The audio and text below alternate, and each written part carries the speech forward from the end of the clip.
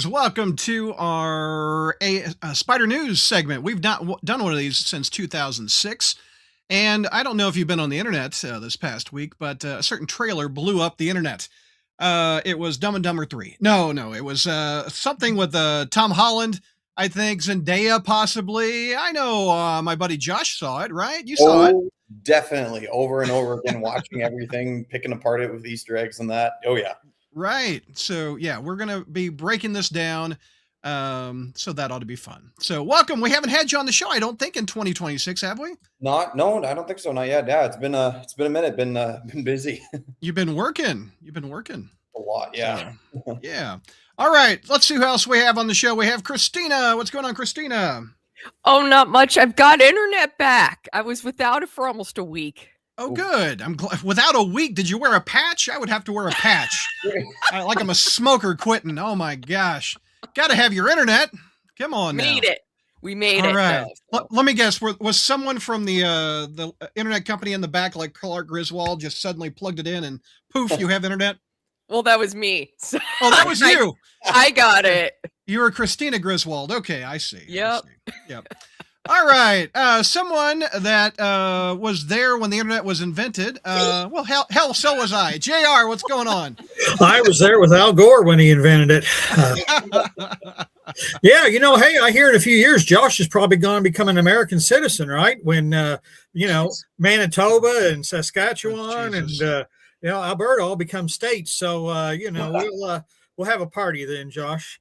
I thought I got some bad news today when I heard that Chuck Norris had died. But to be honest, Chuck Norris didn't die. He actually just left to fight death, and he will return. Yeah. So he will return in Avengers Doomsday. He will return in Avengers Doomsday. I love that. That's pretty good. All right. And last but not least, we have not had him on in 2026. We have George. What's going on, George? Whoa, that's the back end of a cat. Oh, yeah. Linus, please. This is a family show. Hey, yo. Wait, we just got demonetized. Oh, my God. Jesus. Linus. Hey, yo. That's more your cat than I've ever wanted to see, dude. Wow. Well, and that's why we've not had you on since 2025. Be a good boy. Make good choices. Wow, that was not a good choice, Linus. My goodness. My friends texted me earlier today to tell me that Chuck Norris had passed away. Yeah. And then at work, on the radio communication system that I have to be on, security announced it over internally for all the other employees. And I texted my friends back and I told them, I said, Death didn't go to Chuck Norris and tell him it was time. Chuck Norris told Death he was ready to roll. Yeah. You guys are, George and JR especially, are going to find this shocking. I'm not the biggest Chuck Norris fan. I never really watched his movies, and I didn't watch Texas Walker Ranger or Walker Texas Ranger. That doesn't surprise me because you like things that suck a lot at the time. Hence our friendship. Wow. I was just going to say he'll get the Chuck Norris movies after he gets through his Care Bear videos. Now Care Bears, I can talk, Mr. Grumpy Bear over there, Mr. Goblin Bear, Mr. Stegron Bear. Oh my God, you do have a Care. Don't give me crap, and you got a Care Bear within reach. Oh my God, that's Grumpy Bear. Wait, there was no other doubt what bear you were. So anyway, this is Spider News. If you're new to the show, we've only been doing it 20 years, but this year. So we take the latest Spider headlines. JR brings the funny. We bring the funny. Spider stories you will not see anywhere else on the internet being discussed. Yeah, there's probably a good reason for that. We'll do the main topics like the trailer, etc. But one thing we used to do at the very top of every Spider News, we used to read Apple podcast reviews. We used to read comments from the viewers. We haven't had an Apple podcast review in over a year, so we don't have anything. I blame the producer. What the hell? What am I going to go knock on doors? Leave me a review? What kind of narcissist am I? What the hell? Anyway, you'll be right up there with Dan Slott begging people to read his Spider-Man comic. Don't jump ahead, but that was funny. Don't jump ahead. Look who's talking. You my jokes all the time. You understood the assignment. I love it. It's right there in my on my video information. I know. It's in my name and in my headline or whatever. I see it.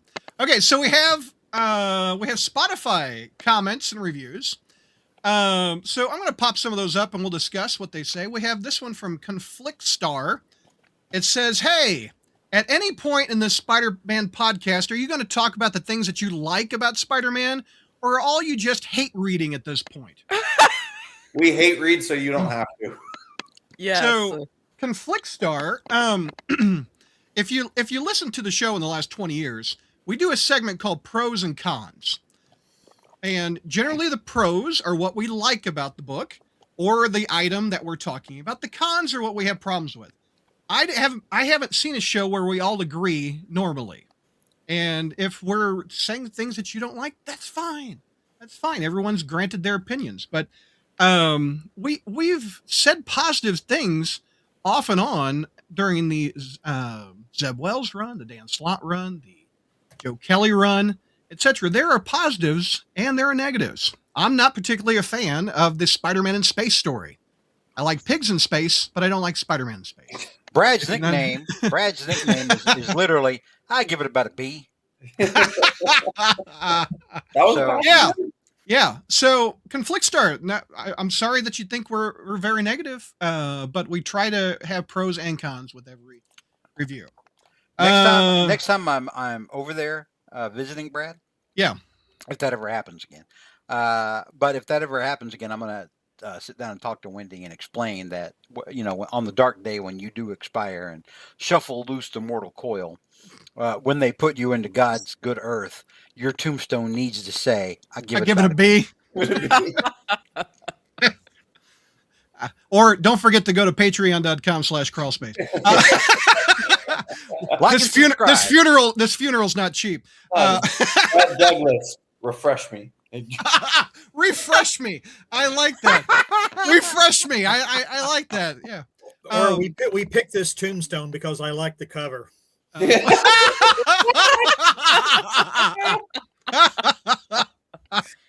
Oh man. What was it? What Jack Parr or Johnny Carson or someone? Who owned Wheel of Fortune? Who produced Wheel of Fortune? Merv Griffin. Merv Griffin. On his tombstone it says, "I will not be right back." I thought that was pretty clever. Okay, so Leslie Nielsen's grave in L.A. has a bench right next to where his tombstone is, and if you sit on the bench, it makes a fart noise. Oh my God, that's the best! That's the best. Yeah, George, doesn't his stone? I mean, in a series, doesn't his stone say "Let it rip"? Something like that. Yeah. Okay, so nothing like good gravestone humor. We're moving on to another comment from Spotify from Barry Reese. Barry says, "I don't know what you guys want. If they do street level stories or another gang war, you complain about having read it all before. If they do something different, it's not, quote, a real Spider-Man story." Referencing podcast 874. Oh, so, what podcast was that? I don't know. It's probably Zeb Wells' gang war. If I guess. I mean, it's Zeb Wells, dude. Let me see what podcast 874 was. Oh, no, it's a recent one. Published December 10th, 2025. Oh, on there. Well, Barry, again, I will say what I said to the previous poster. There are things that we like. There are things that we don't like. Just like you do. So, I mean, as a Spider-Man fan, you have to accept the fact that things for the last 20 years have been dramatically bad compared to the years previous. Unless you joined within the last 20 years. And this may be the best Spider-Man you've ever seen, like Josh. No. Okay, Josh. Doesn't mean this is the best. Now this one, he brings up gang war as an example of a story we should have enjoyed. That's not saying much for his threshold. I mean, he should have picked a different one if he wanted to make that argument. Yeah. We also had let me pop this comment up. We have some comments on YouTube that I thought would be fun to discuss before we get into the news. And let me pull this up. It's on. Here we go. Okay, so this one is from ESKW. Let me pause this YouTube video up here.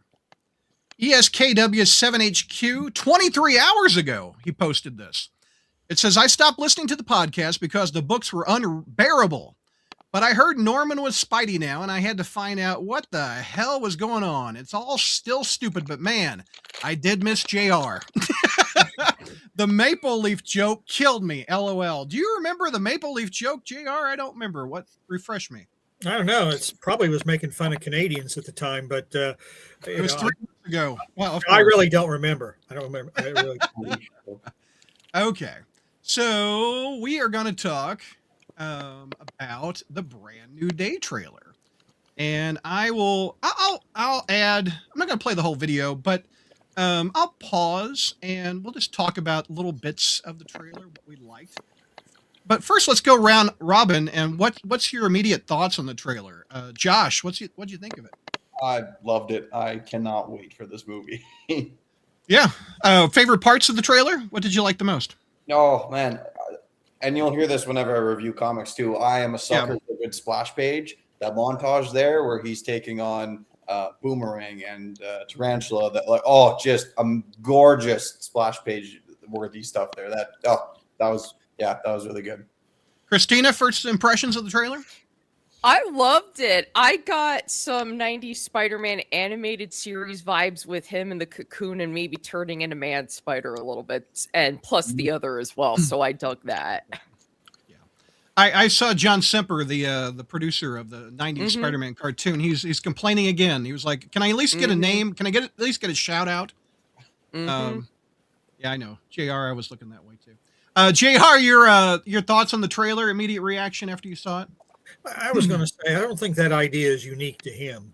But anyway, I give it a B. I'm going to be perfectly honest. I'm going to be perfectly honest. And, when One More Day came out, after No Way Home, I thought, if they never make another Spider-Man movie, that's fine. That's it. That was almost kind of the cherry on the top. So, I'm coming into this one with very muted expectations, and there were some great shots in the trailer, but overall, when the first thing we see is that asshat Ned, and it's like, oh God, I wanted to forget him too, and and nothing against the actor whatsoever, but God, that character's just a friend grifter, but so here it's like so that kind of already brought it down a grade. But anyway, it was an okay trailer, but not one that would make me say, oh God, I got to see this now. Not like No Way Home ones. Have you never liked the Ned character? I mean, should be called what Donkey for all Junkie. Not Junkie. Junkie. I don't. Can you imagine if Spider-Man had a friend named Junkie? Hey man, you got some money? I need a 20. Yeah. I don't. I don't know if they didn't. His name was Harry. Yeah. Harry Junkie Osborne. I'll be here all week, folks. Tip your waitress. That's pretty good. That'll fit in with the story later, won't it? Spider News story. But anyway. But no, I don't like that. I mean, it's like if you wanted to go with somebody who wasn't, pale as a ghost, you could have picked Randy Robertson, and that would have eventually led you to Jonah and the Bugle or whatever. The character, he was a grifter. He wants to hang around Peter because he's Spider-Man, and he tells everybody at a party that Peter knows Spider-Man because he wants it to elevate it himself. And I don't want a friend like that. But anyway. He's got new glasses, got a new hairstyle, slimmed down a little makes bit. All the looks difference like in the world. Okay, yeah. All right. So JR doesn't like Ned. So George, instant reaction once you saw it. Underwhelmed. Oh, why? There was nothing about this that grabbed me by the ears and made me want to drive 4 hours to see you and see this movie. Damn. Nothing. Damn. What? Why? What was underwhelming? I don't know. I'm just. It's acting like Like it wants me to be into certain things, and I'm just like, I'm never going to be into those things. But it's street level, and we've talked about street level Spider-Man's the best Spider-Man. It's street level Spider-Man with the Hulk. Yeah. What the hell? What do you need to say to Brad, George? Brad, the Hulk is not street level. Yeah, there has been so many. Hey, witness protection. I can't talk to you with fur in between us. My God. Listen, love me, love my cat, Brad. This is not negotiable. Well, I've seen more of your cat than I've seen some friends. You're just some dude. Well, you tell your son to put some pants on and put his ass away. No more butthole. Thank you. But no, I mean, like, tell Linus the internet's forever. That sounds like something that was probably said at a Diddy party. But anyway, what? Oh my goodness. Okay, so first of all, going back to the 60s, Spider-Man and the Hulk have had a history. Hey, you want to join the Avengers? Go beat up the Hulk. Yeah. Hey, you want to go fight Secret Wars? He's holding a mountain up for you. When Mary Jane was suspected dead, he fought the Hulk, and he says, "Oh, Hulk's wife, Bugman's wife dead. Hulk wife dead too." I mean, the Hulk and Spider-Man have a long history. Literally the high point of Mackey's writing on the book. But no, I'm not saying that they don't have a history, and I know, Brad, that there's no one on this earth that's looking forward to that more than you. And I was watching the trailer, and I was like, I don't actually see the Hulk. We just have Banner, who I hate, by the way. What? I have hated Banner since Infinity War, when they turned Banner and Hulk into like a little pansy that was scared of Thanos and didn't want to come out. I'm sorry. If knowing what I know of the Hulk, if something kicks the Hulk's ass, the Hulk's not going to be scared of it. The Hulk's going to want a second shot at it. I'm not going to disagree with you that the Hulk got taken down by Thanos within 1 minute, and it took 20 minutes for him to fight Thor in the gladiator ring. Every time I see Ruffalo now, it just reminds me that this is one of those things they could probably recast, and it would be a different character. Well, they have. Anyway, did you notice the thing on his hand? That's probably repressing. I think that might be the hand that was injured when he was holding that was the device he had in She-Hulk that helps him repress from turning into the Hulk. Well, in the She-Hulk, he was all Banner. I mean, he was all Hulk. He wasn't really Banner that much. He still had that device on, but then it got wrecked in the accident and stuff, and he returned back into Smart Hulk and stuff. So he might have just rebuilt it. So.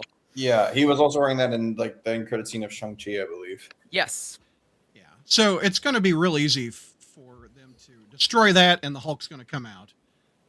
And the debate is that going to be Gray Hulk or Green Hulk, Savage Hulk? I suspect it may be Gray Hulk, and that's why they're not showing it to us. Yeah. Because I guarantee Sony would love to have a Green Hulk in this. Because they know Green Hulk will put asses in seats, but we didn't get that here. Yeah, but Gray Hulk is a new toy line. Yeah. I'm not. The synergy is obvious. I'm just saying, it would make sense for them to not show us Hulk if he's going to be gray. Jose Taco says it's Salvage Hulk.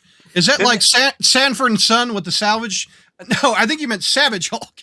then there's going to be 10,000 links on whatever news aggregator that you use about Gray Hulk and what that means, or every Screen Rant article. Marvel officially such and such Gray Hulk. Such and such. I don't know if you guys have noticed this. I pointed out on the Discord. Every article now, just about from Screen Rant, has officially DC officially, Marvel officially. Yep. And it's always a bait and switch. Like they're making you think about the movie, and they really just just slow news days. Or here's a comics article. Yeah. Let's go to chat a little bit before we start breaking the trailer down. ESKW, who we just talked about, he's glad JR is back. He goes, "Lucky me, I get JR and George while randomly checking in." What is the top row up here? Are we chop liver? What about Christina, Josh, and myself? I mean, Brad, it's like a butcher shop. You put your best cut down in the front. Well, we definitely have a lot of ham. Oh.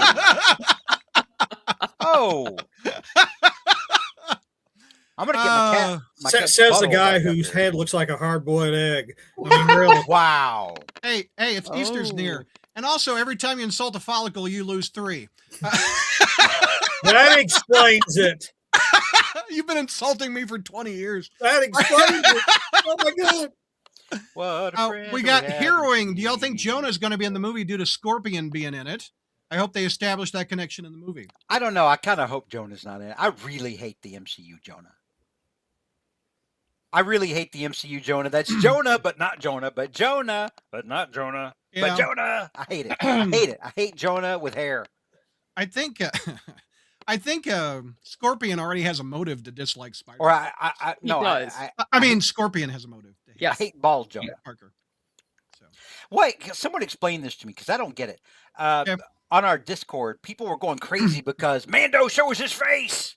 And I don't understand what the hell that even means. I get that Mando is the actor playing Scorpion, and I get that he's not wearing a mask, but like, am I supposed to be excited about Mando? It's about the fact that like it has been a decade since that it's finally we're getting a plot like that empty plot hole continued of like we've been waiting on Scorpion since the end of Homecoming. Oh, okay. I mean, I'm glad the actor's back. I mean, I like the continuity. That's fine. I liked him in Breaking Bad. He was cool. Yeah, Neo, the 197. George, doesn't Spidey team up with heroes who aren't street level in the comics? Absolutely, yeah. Yeah. But here's the thing: I'm not against having a street level story. Don't get me wrong. Brad's thing was, well, it's street level, George, and I'm like, well, it's got the Hulk in it. How street level really is that? Well, Hulk level streets, man. Come on now, Brad. Yeah, Brad, you're reaching on that one real hard. I'll reach and slap you. Just kidding.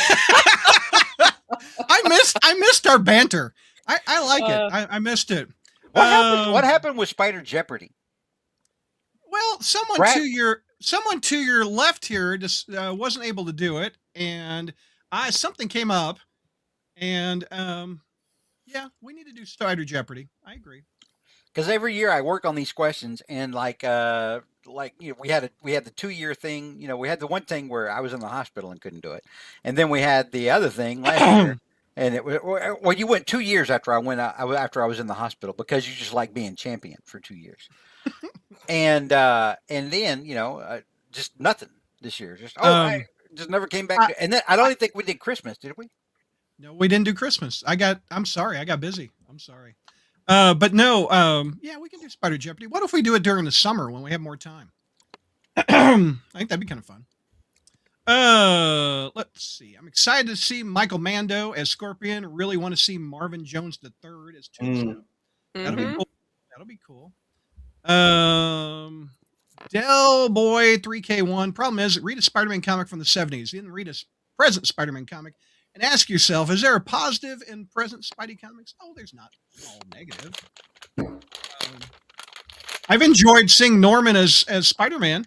I mean, yeah, but again, as we've established many times, you like stuff that sucks.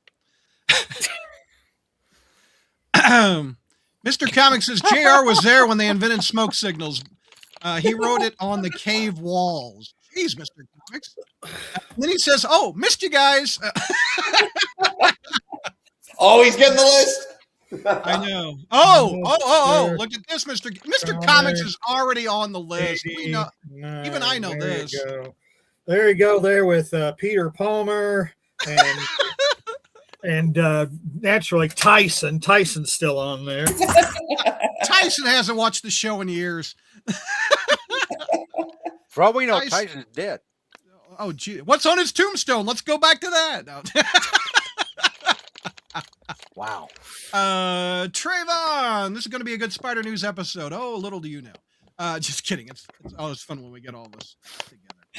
Jose Taco says, friend told him and Hulk and Punisher being in the movie over a year ago, he works for Marvel. Those are the only two Marvel agreed to loan Sony. Sony wanted Wolverine, I believe. Yeah, they're going to have to write a big check for Hugh Jackman if they want that. Well, they're not getting Wolverine. If what we're hearing about Secret Wars is true, they're not getting Wolverine. What? That Hugh Jackman's in Secret Wars? Well, supposedly Secret Wars is supposed to be Spidey and Wolverine centric. Spider-Man and what centric? Wolverine. Oh. Okay, so let's break the trailer down a little bit. I'll fast forward a little bit. We'll just discuss. I think it's a great opening shot. Him hanging upside down on a building. Your perspective is just messed up a little bit. Some people said his butt is making him stick to the thing, but no, he's holding it with his hands right here, the girder. I mean, knowing what I know of Spider-Man, it would make sense if he could stick to a girder with his butt. Well, like it's not just his hands and feet that are sticky. All of them are sticky. Well, it's not sticky. Right. He's got little hairs that come out of his of his fingers. So you can see where he's grabbing the girder right here, and he's moving over. Check. What do you think of these new web shooters? Looks like he doesn't have a Stark tech anymore, which is nice. It's nice. It is very reminiscent of the ones that he had like in his homemade suit. So, Yeah. We're probably going to see him building web shooter fluid in his apartment and stuff like that. So, we have a shot of Zendaya. I guess he's following his exes on their Instagram or whatever it is. This part is weird to me, and I'll tell you because this feels like he's stalking Mary Jane. And I had the same issue in the Brandon Routh Superman Returns. That was supposed to be like a continuation of the Christopher Reeve movies. Yeah. And so Superman comes back to Earth after being gone for however long, and Lois Lane is shacked up with some new dude, but Superman is like stalking her like all day, all night. But I'm gonna say this: the kids, JR, they're on their cell phones all the time. And would you not admit you've looked at an ex's social media before? I think it's very okay. George is the exception. I moved the hell on, dude. Once your time, once it's done, it's done. Just move. I'm so madly in love with my wife. Why would I consider that? You know. I broke up with somebody last month, and oh my God, I haven't looked over at her Facebook. Well, I looked at it, and they mention you a lot. I'm just kidding. I'm just kidding. I dig the fall. It had a very homage to. What are you eating? What is going on? What is that sound? I'm just stuffing nuts in my mouth. Oh, Jesus. Okay. A little less. Never mind. Andrew Garfield's opening shot in ASM 2. I had a very much flashback to him falling. Which, as someone who wears these suits all the time, the two things from his fall here. One, they actually have rippling on the like spandex. Like it's not clearly just CGI, and it's just like like it actually like the wind is hitting him. Yeah, exactly, just like Andrew Garfield's there in TASM 2. But can you go to that eye shot? Yeah, we've never seen this angle before, and I love this angle through the mask. And this is exactly how it feels. It's so like wearing the mask. It's so claustrophobic. It's really up there close. You see in the Iron Man suits, it's like more far apart. It's got the tech thing or whatever. In a Spidey suit, it's spandex. It's just right there, right? Like this is. I really like this shot. I like. Granted, we're going for something we've seen before, and then immediately something we've not seen before, which is the familiar with the new, which I kind of like that as a viewer aspect of the film. So, he does a voiceover of his note, his confession, if you will, to Mary Jane. You don't know me. My name is Peter Parker. I'm really Spider-Man. I had to change the world. Any thoughts on his letter? And will she read it by the end of the film? Hey, I don't know you, and this is crazy, but I'm Spider-Man, so call me maybe. Yeah. Christina, what do you think of the note? Well, for one thing, her name is Michelle Jones, not Mary Jane. And second, yeah, that's the note that he was going to read to MJ at the coffee shop at the end of No Way Home. He's just holding on to it. So eventually going to maybe tell her so. And been holding, because this movie takes place 3 years later, so he's holding on to 4 years later. Which, should they not be done with college by now? At the end of them. I think it's going to be very much the same as Fantastic Four, where there's an opening montage, because that he's watching that on Instagram or TikTok, like his friends there, and they just got in. And I think they're going to have like an opening montage of them fighting Tarantula, Boomerang, whoever else. Even Rocky had a montage, Josh. Exactly. And then it gets into the rest of the film. Yeah. We've talked about we've wanted like C and D list villains fighting Spider-Man in an open montage for years, and it sounds like that they're finally going to do it, which I think is awesome. I just think that's so cool. Let's see what else happens in here. Then Ned walks in.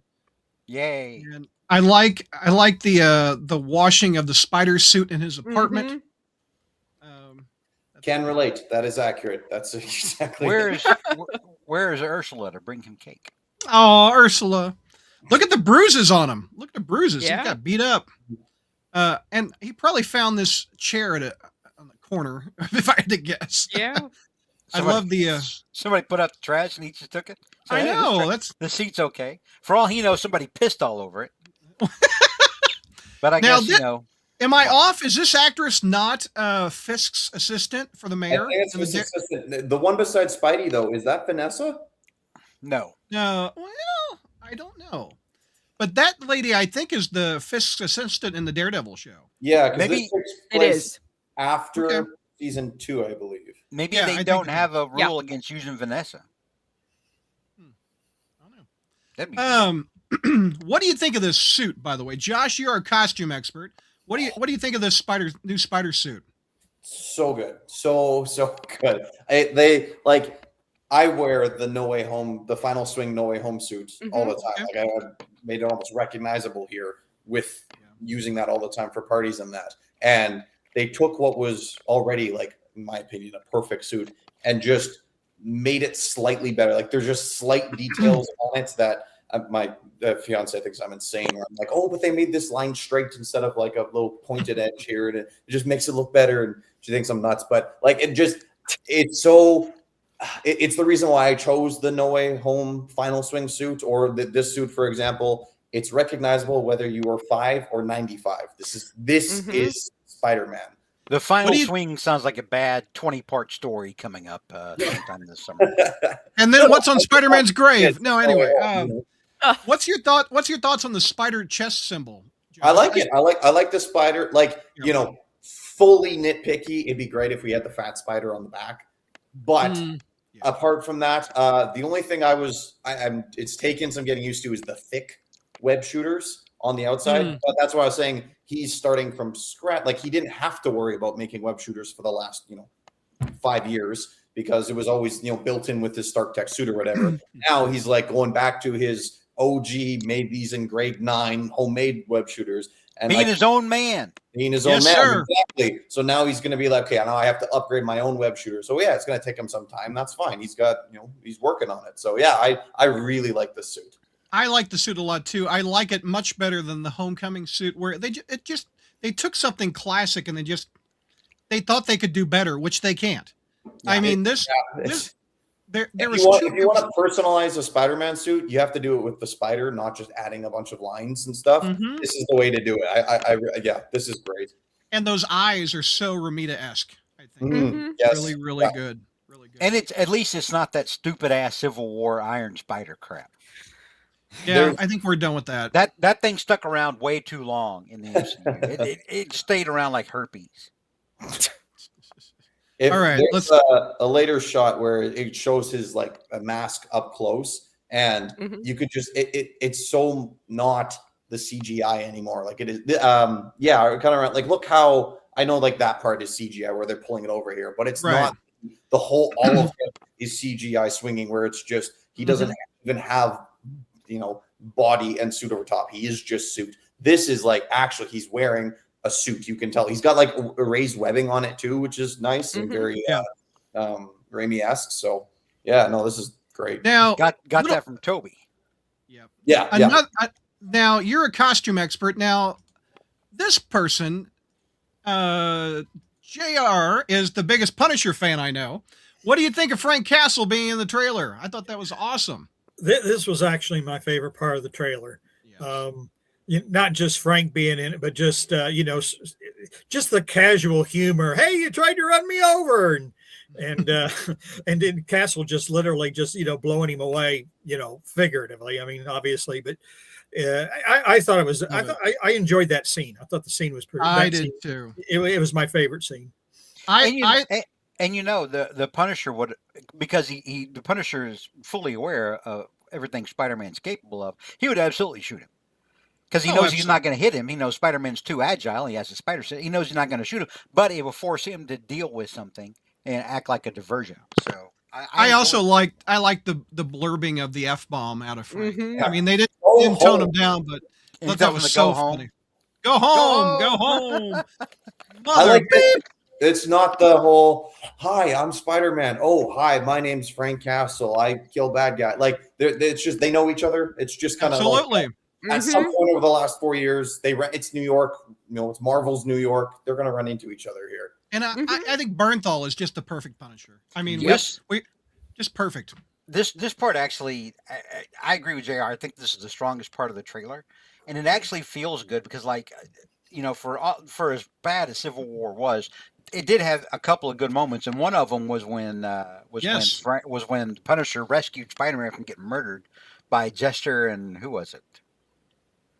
The third Jack-o'-lantern. Yeah, I don't remember, but he's holding his bloodied body, and he was like, "I need a medic." Carried him over yeah. to where the heroes were, and so that kind of speaks back to this. This is this harkens back to that. Do you think we'll have that Civil War homage, George, with him holding a bloodied Spider-Man? I doubt anybody that was involved with this production knows anything about that. I don't know. They did they pulled out some of those splash pages. There are homages to the tarantula, especially. I kind of feel like Marvel feeds them art. Well, they're like, what are some iconic moments? Here's this. Destin Daniel Cretton, who directed this movie, who directed Shang-Chi, Spider-Man's his favorite superhero. So I would have to think that he would know that. So that would be maybe awesome. We'll I've watched the Shang-Chi movie once, and I thought it was okay. I'm not a big Shang-Chi guy, but hopefully he does a good job with this. So, okay, what else we got going on here on the trailer? We talked about Punisher. We talked about the party. And there is this Paul. This Paul? Let's go around the horn. Josh, is this character going to be called Paul? I don't know. It's not like in the I know this is Michelle Jones, but this is MCU's MJ. It's not like she didn't have other boyfriends throughout her time in comics. Like, could be literally any of them. Yeah. But it's Bruce. It's Bruce. Bruce from the wedding issue. From the Chosen One. That guy looks like Jesus from that show. Anyway, let's see what else we got. We got the pushing of the hair, slow push into Peter's face for the emotional impact. And then, do you think this scene happens right after that, where like with Spider-Man 2, the emotions of the drama hits him so much that he just collapses after that party? Do you think that happens? Yeah, that collapse was very much like the shot in Spider-Man 2 as well.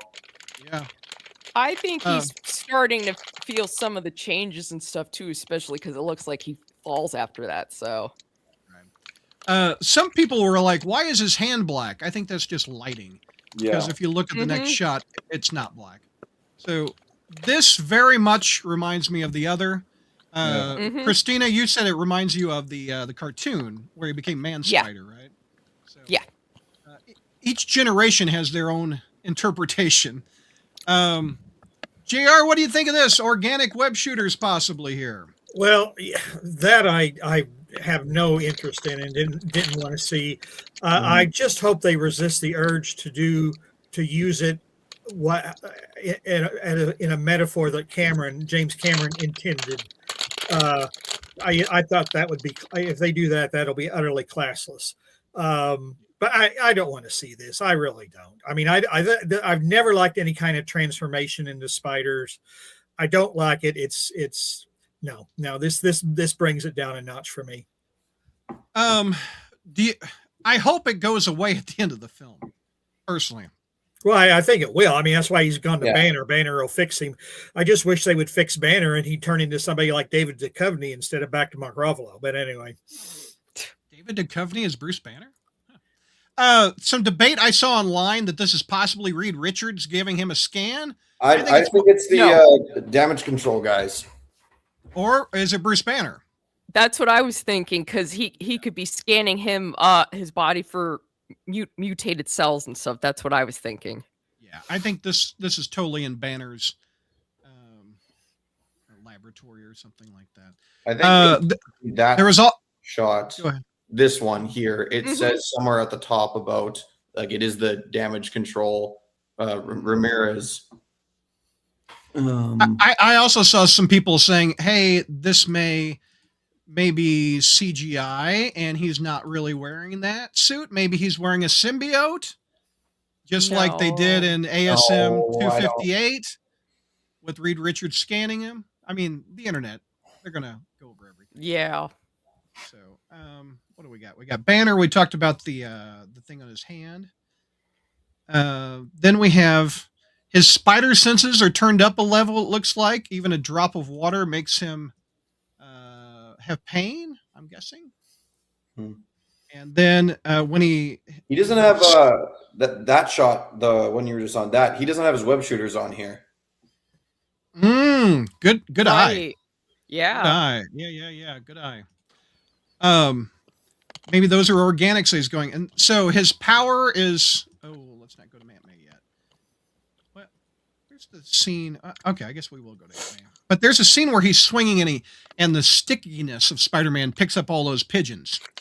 So I thought that where his powers are just really a lot more powerful. And what is Aunt May's? Oh, this will tie into what we've talked about at the top. What does this headstone say? May Parker, when you help someone, you help everyone. 2024. Yeah. What's your thoughts on the total lack of Uncle Ben in this universe? They've alluded to it in Far From Home. He had a suitcase with Ben's initials on it. They've alluded to it, but so I really don't know. I'm kind of just what it is. In Civil War, he says everything May has been through, which makes you think that the burglar shot Uncle Ben and he became Spider-Man. But he didn't get the speech until the third movie of Responsibility. So, and you would think with this shot, there'd be an Uncle Ben headstone right next to it. I mean, or in this universe, does Uncle Ben even matter? Or is he even in there? I think in this one universe, Aunt May is his Uncle Ben. It doesn't mean the thing, but Uncle Ben still didn't pass away, get shot with the burglar or whatnot. But I think it's in this version of Spider-Man, because we've already seen Uncle Ben get shot twice.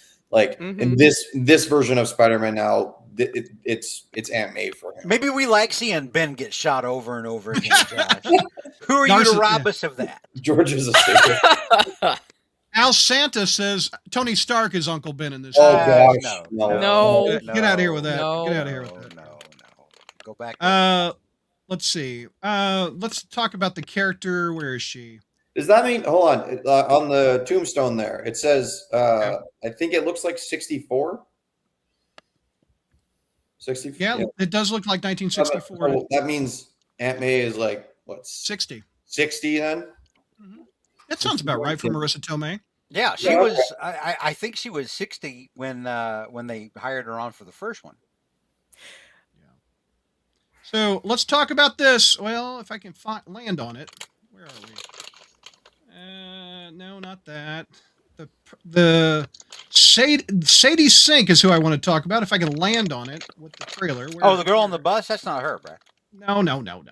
The girl with the hoodie. If I can find it. The internet. There she is. The internet kept saying that the girl on the bus is like Rogue. Oh, I saw that. Yeah, I haven't pulled that up yet. All right, let's go around the horn. Who is Sadie Sink playing? Josh, go. I'm going to go with the Jean Grey theory. I think she's being held. This is damage control. She's being held in there. Frank's trying to help her get out, which is why he was in that whole thing. And she's mind controlling someone in the tank to break herself actually out. The more I think about the Jean Grey theory, she could break the memory spell that Dr. Strange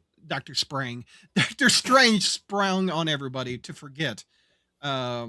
She could do it. And it looked like in that one scene where the consciousness is jumping from Yeah. cop to old lady, etc. It's like Jean Grey or some. But you know what? I don't remember, and JR and George can help me with this. I don't remember the Spider Queen, her abilities. Did she have psychic powers in the other? What did the Spider Queen do? Her greatest superpower is being annoying. Yeah, that's true. JR, do you remember what she did?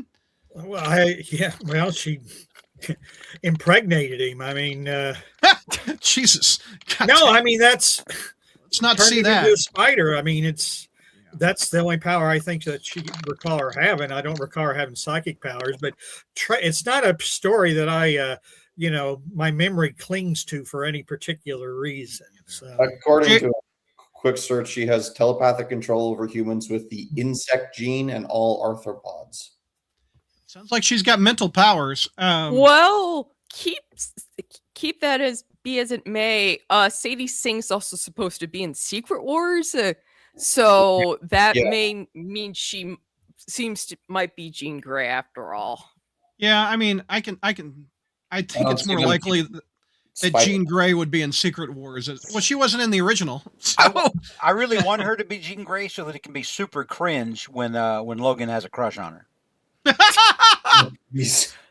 The thing I have a problem with her being Jean Grey is we've had two actors. Granted, we've had multiple actors for Spider-Man, but I don't really want the X-Men in my Spider-Man movie. You know, I mean, we've already seen Jean Grey a lot. It's street level. It's street level. Why can't she be Angelica Jones?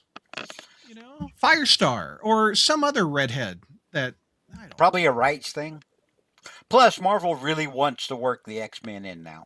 I guess. Or the mutants. They've been teasing mutants for a while with Kamala being a mutant, and then they had Professor X in Multiverse. Well, that was the big rumor back when that Victoria Alonso, before she got fired, was that they were going to change the name of it from X-Men to the Mutants. I remember that. So that it could be a little now more this PC. actor, I think, was in Severance, and I think he's playing the head of Damage Control. Yeah. Yes. And I can't think of the character's name that he's playing, but I guess I wonder what Keith David is doing. He's the one that does the spider cycle. I have a theory for that. I have a theory too. Go ahead, Josh. I want to see if we match up. I think he's the big man. Oh, I don't think he's the big man. I don't think he's the big man. He's 67 years old. Ooh. What? It's not like they did a bunch with the big man in the past in the comics anyways. I think this is the new trilogy. Big Man is hiring different B-C-lister Spider-Man villains to take on, and eventually Spider-Man fights the Enforcers in Spider-Man #6. You want to hear my theory, who Keith David is? So what is Keith David saying in his voiceover? He's talking about the 3 life cycles of spiders. He's talking science-y. Who is science-y that we've not seen? We've seen Kirk Connors before, and we've even had Kirk Connors in the last movie. Oh, please tell me, no, not the Jackal. Yes, Miles. Come on. What I think we could have Miles Warren as played by Keith David. Keith David could play a science guy. I wouldn't mind that. David could do whatever he wants, but well, that's true. It's well, I mean, he's an older guy. It's a waste of a fantastic character actor on a completely trash villain. I want my headcanon is that he's the big man. We're seeing Spidey against the Enforcers. It's like casting Al Pacino as typeface.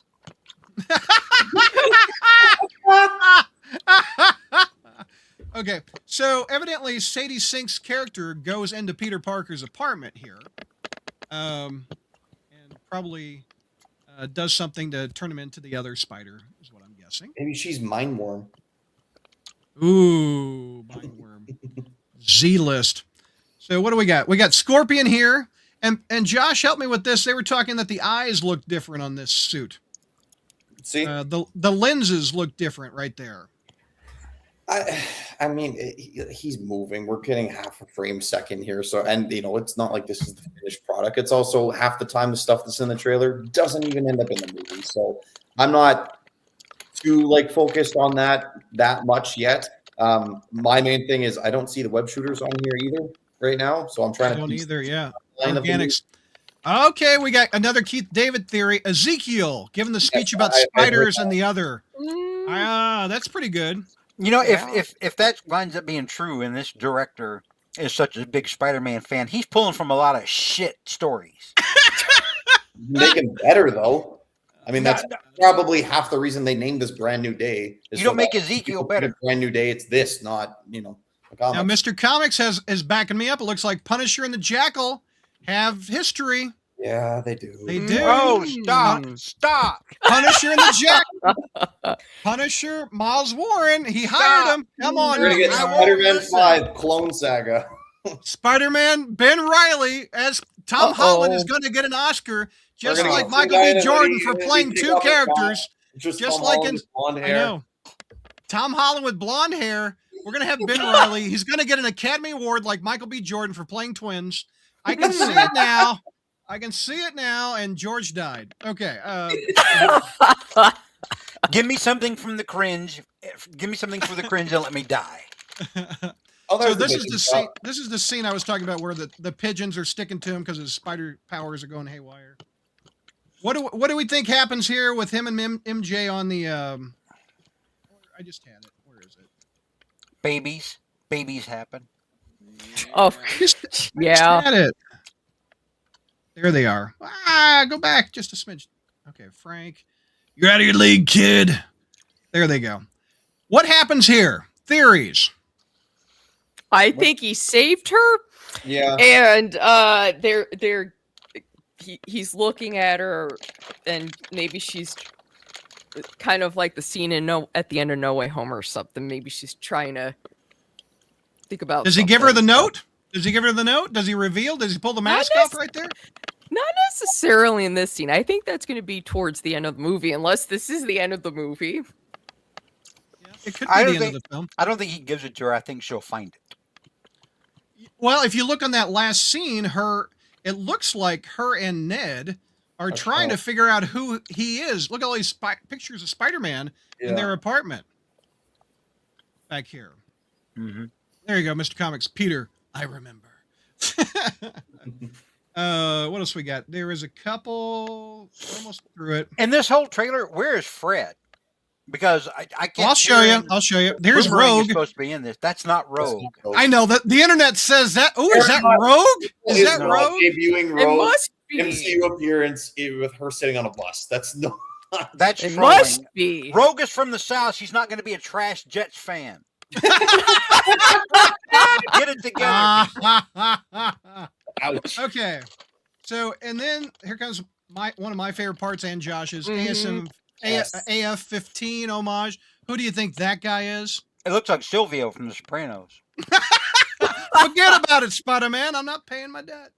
Then we have there's Fred right there. There's Fred. There's your friend Fred. Oh, I didn't That is- see that.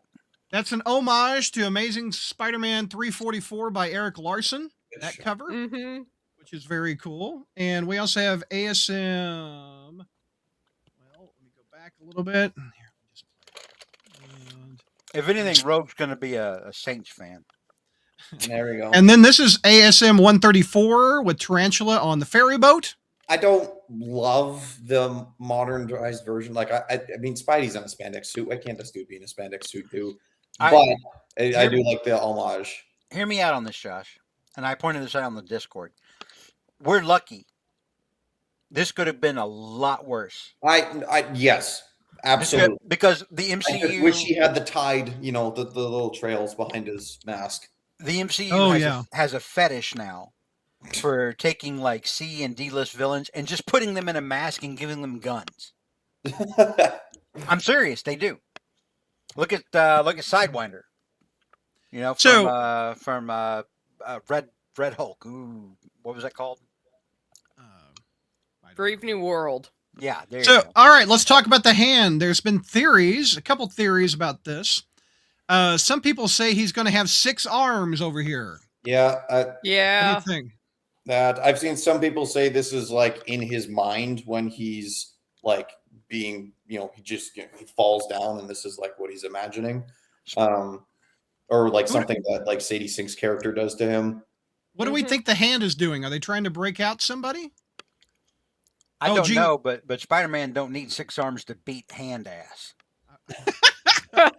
I agree. How cool is this shot where the webs just shatter that blade? Yep. That's so Yeah, cool. I'm trying to figure out where this is, though. Is this like just some random abandoned building? Is this the? It looks. the It's a prison jail.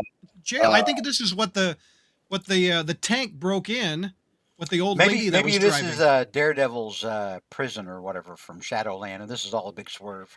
What if it's Ravencroft? Ravencroft. Is that the one that's in Wonder Man?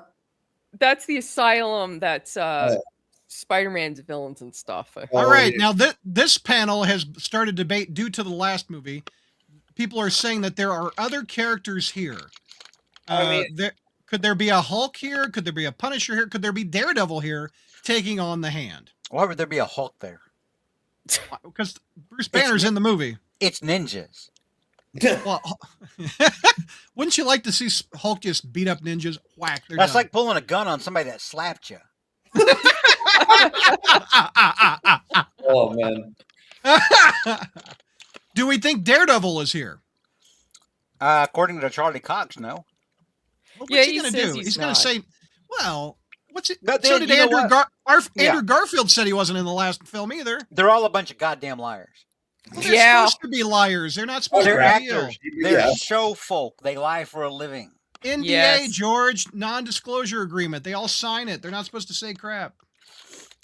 All right. They lie. So that's the thing. There's not saying anything, and then there's lying. you know what my mom says? You know what my mom says? What happens to liars? Their pants get up on fire? They go straight to hell.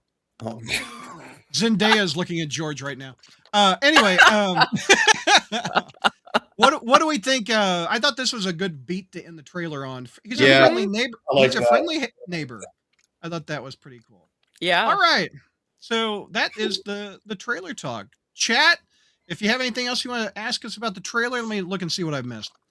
Or maybe Dustin Daniel Cretton realized how much he screwed up in the Shang-Chi movie and he wanted to compensate with ninjas now. Okay. George stole my Jets line. In my opinion, the reason for Jean Grey is to advertise X-Men as much as possible. In the Wolverine chat earlier, as Sony needed to advertise the game. Video game coming out in September. Oh, the game, rather than the oriented for those points. Oh, I didn't even think about that.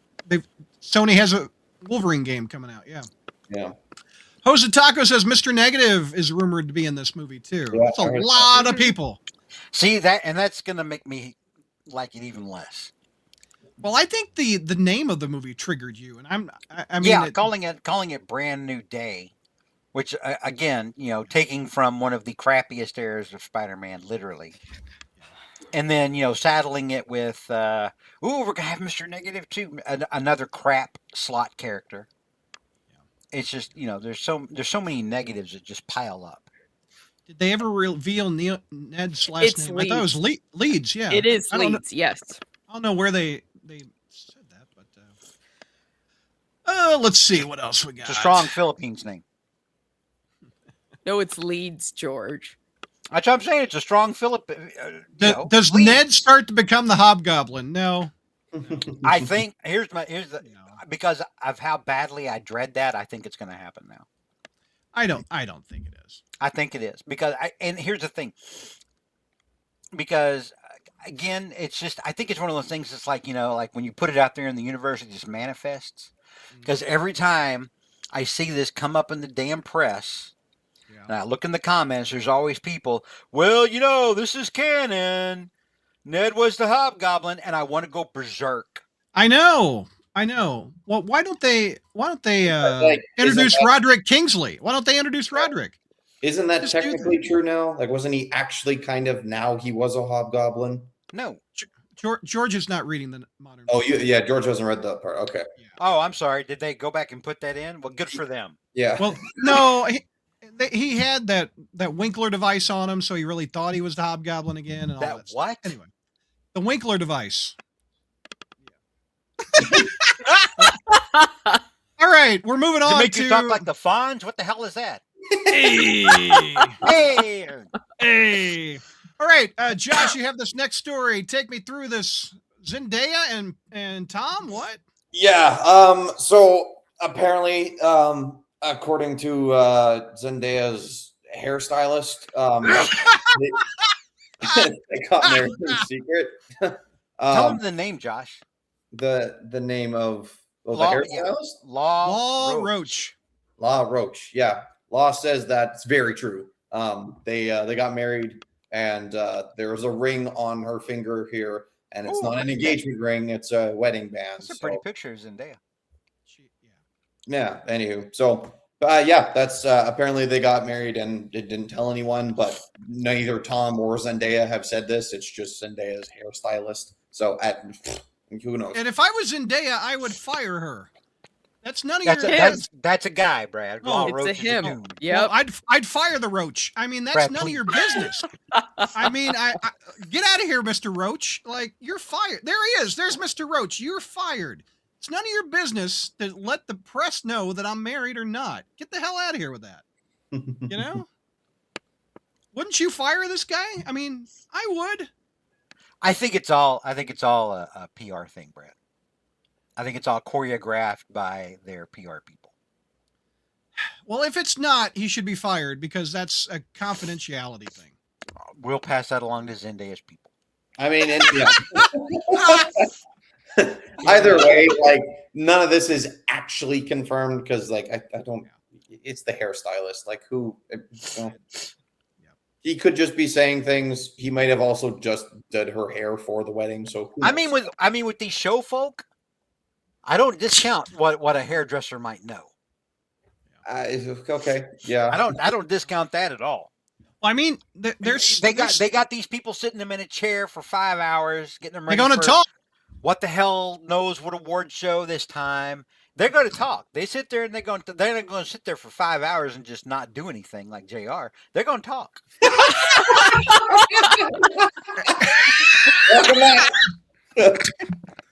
Jose Taco says Zendaya's in 3 blockbusters this year. Spider-Man, Dune. Is she in Odyssey with Tom Holland also? she is. Yep. Oh, man. She's the hot thing in Hollywood, isn't she? My goodness. And the more I think about this whole thing, this did they, didn't they, whatever, I still think it's cooked up by PR people, sort of the same way that Taylor and Travis, oh, are they, aren't they, oh, all that bullshit. I think it's the same thing, you know, like that's why like you click and that's why every article is about them, you know, for like the longest time. I think every article we see now is going to be about Zendaya and Tom for a while. And I think Tom Holland probably hates it. I would agree. Zendaya's in a movie that she's promoting with Batman, with Robert Pattinson, about marriage. So you're probably not off a little bit. They're both going to be in Dune too. You better watch it. You better watch your back, Tom Holland. Another guy named Bruce is about to steal MJ. Okay. Hey, Brad, the Maple Leaf joke was JR comparing Aunt May to a maple leaf tree, saying the old... she never... oh, God. Okay. That sounds like something JR would say. That sounds like JR. Wow, JR. For the audio listeners, you have to go to the video. I'm not repeating that. JR, you said that? Oh, my God. JR has said worse. That's the comparison that JR has. Zendaya's playing Athena in Odyssey. So. Also, I want to say all this marriage coverage between Tom and Zendaya, and honestly, at the end of the day, I like them both. I do too. I like them as a couple. I hope they have nothing but good years ahead of them. They seem to really like one another. But it made me think, you know, because somebody else on here on the podcast right now is due to get married himself soon. Oh, yeah, me.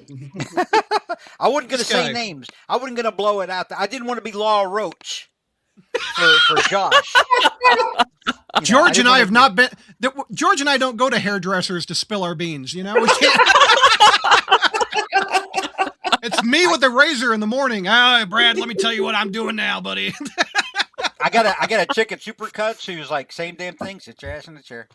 It's over in like 20 minutes. Hold up. You go to Supercuts for what? To get them down as close as they can to the skin. It is. Listen, no, they have way better razors than I do. I got a 5-blade. What? You can go deeper than that? No, well, here's the thing. I have sensitive skin. And there's nothing sensitive about you.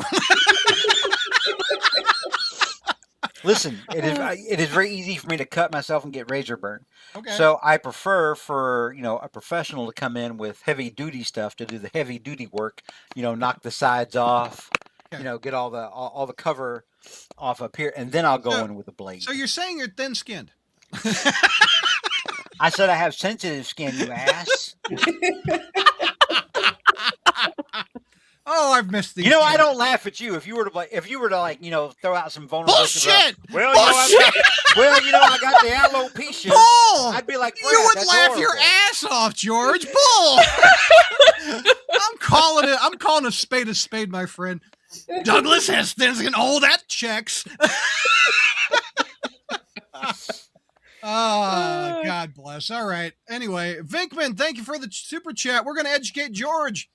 George, the Winkler device is a mind control machine that goes back to the brainwasher storyline from the Lee Romita era. So who introduced this new thing? Because it sounds like somebody crappy putting something onto the backs of something great. I don't know. Was it Spencer or Kelly or Wells? I think it was Wells. This doesn't sound like Spencer. Spencer is usually somebody who came up with his own shit. It sounds more like a Wells thing, taking, stepping on the backs of greater people. Jeez. Mr. Comic says, for all 5 hairs, Brad, that's why Supercuts. And listen, JR is smiling. Listen, all this doesn't happen overnight, kids. All right, this takes some work. That's like a $50 thing to get like all this knocked off and the beard and underneath here. How much does that cost? With tip, it's like $50. What? Yeah. I can buy a 10-pack of razors from Sam's Club for that. My God. I have hair, and it costs less than that. Yeah. Listen, I ain't nothing cheap in this world no more, Jomo. Oh, absolutely. I always like it when I say, hey, this new Marvel Legends is $25. That's almost a tank of gas, Douglas.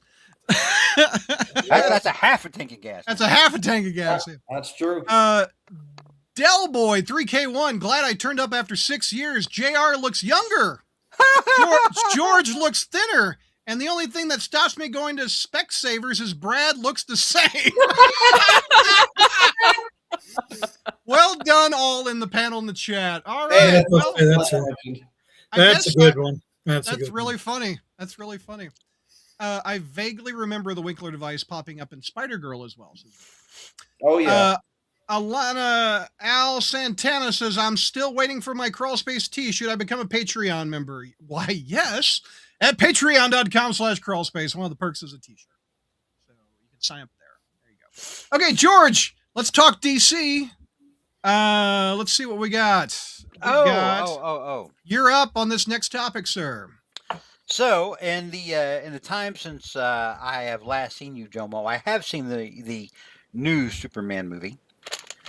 I saw it when it came on HBO Max. And I did enjoy it. I enjoyed Did you watch Peacemaker at all? No. Yes. I enjoyed Peacemaker. You didn't like Peacemaker? You didn't like Christina? Oh, you did? I did. Yeah. I enjoyed the hell out of it, but I also like John Cena. But I enjoyed that, yeah. And I liked how it all kind of tied in together. Anyway, because it was Brad at the time we saw FF. Brad was like, you should go see Superman. I was like, I'll catch it on streaming. And that's what I did. So that's just an update. But yeah, so in April, next month, we got Spider-Man and Superman getting together. We're getting the gang back together. Yep. And by gang, I mean two people. My word. Huh? Whole lot of variant covers. Well, it's Marvel. You have to remember, and I pointed this out again on the just this week on the Discord, with Marvel and really the DC to a lesser extent, but with Marvel for sure, story is not the product. Variant covers are the product. That's what they're selling. They're not selling stories to you that they put effort into. They're selling variant covers. So the one I was just showing you, that's the one that comes out in April. This next one comes out this coming week on March 25th. This is the DC version. This is Superman, Spider-Man. The other one was Spider-Man. This is probably the one I'll buy. This one, yeah. It's two different stories. I mean, it's two stories, yeah. Well, here's the thing. Number one, okay, finally, I find how much it costs. You have to go to DC's website, I guess, to find out how much it costs. Because on the Marvel write-up, they never showed. They never said it, which made me think it was $10. And I was like, I don't like spending $10 because here's the thing: this thing's going to be hit and miss. Okay, you have a lot of really cool people on here, but then you have a lot of stuff that's going to suck ass. It's an anniversary book, yeah. Let's go through the list, right? Brad Meltzer. Brad Meltzer is a good writer. He is a competent writer. Right. Pepe Larraz, I don't know, is he an artist? Yeah, yes. he did this cover right there. There's Pepe. He's the new one on ASM. So they're doing a story. Then they're going to have Spider-Man Noir and Golden Age Superman with Dan Slott and Marcos Martin, who that's the Pablo Picasso guy. There's a Jim Lee cover over here for the DC version. And then Jeff Johns going to be writing his first Marvel story since like he was on Avengers back in the day. Oh yeah, early 2000s, yeah. And see, if I buy it, this is probably the story that I like the most because I love Jeff Johns. Brad, you know this. I am not that familiar with Jeff Johns, with the exception of his Avengers stuff. We were literally on a Michael Bailey podcast that did nothing but talk about how great Jeff Johns was. Mm-hmm.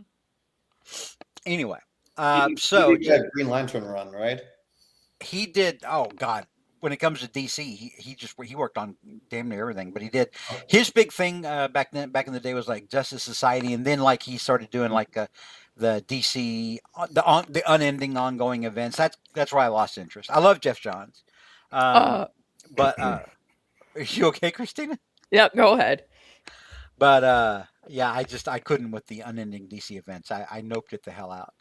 But anyway, so the Jeff Johns story is going to be is going to have Superman, Spider-Man going up against Mysterio and members of their extended families. Ooh, so who knows what that means. Now, I will tell you, I back in the day, I always wanted to see Jeff Johns write Spider-Man, and he and I talked back in the day quite a bit back in the Hero Realm days. JR. And he had told me that he wanted to write Spider-Man. He was not a fan of the marriage, by the way. He was not a big marriage guy. Did not want to write a married Spider-Man. But he did want to write Spider-Man. And if he had written it, it would have been good because he's a good writer. Yeah. Anyway, you know the way Dan Slott pretends he knows Spider-Man history? Jeff Johns actually knows it. Anyway. So are you going to pick up the Marvel and the DC story, or are you just picking up one or the other? What are you gonna do, George? I don't know. I'm guessing if I want to read the Jeff Johns story, I'll pick up the DC one. But if the DC one also has the Dan Slott one, I may remove them. Remember, like I did. Yes, you'll rip the pages out and mail it to Marvel. Amazing Family or whatever it was, Amazing Spider Family, whatever that book was. And I didn't rip the pages out. I carefully removed them, and I mailed them back to Marvel. Is it?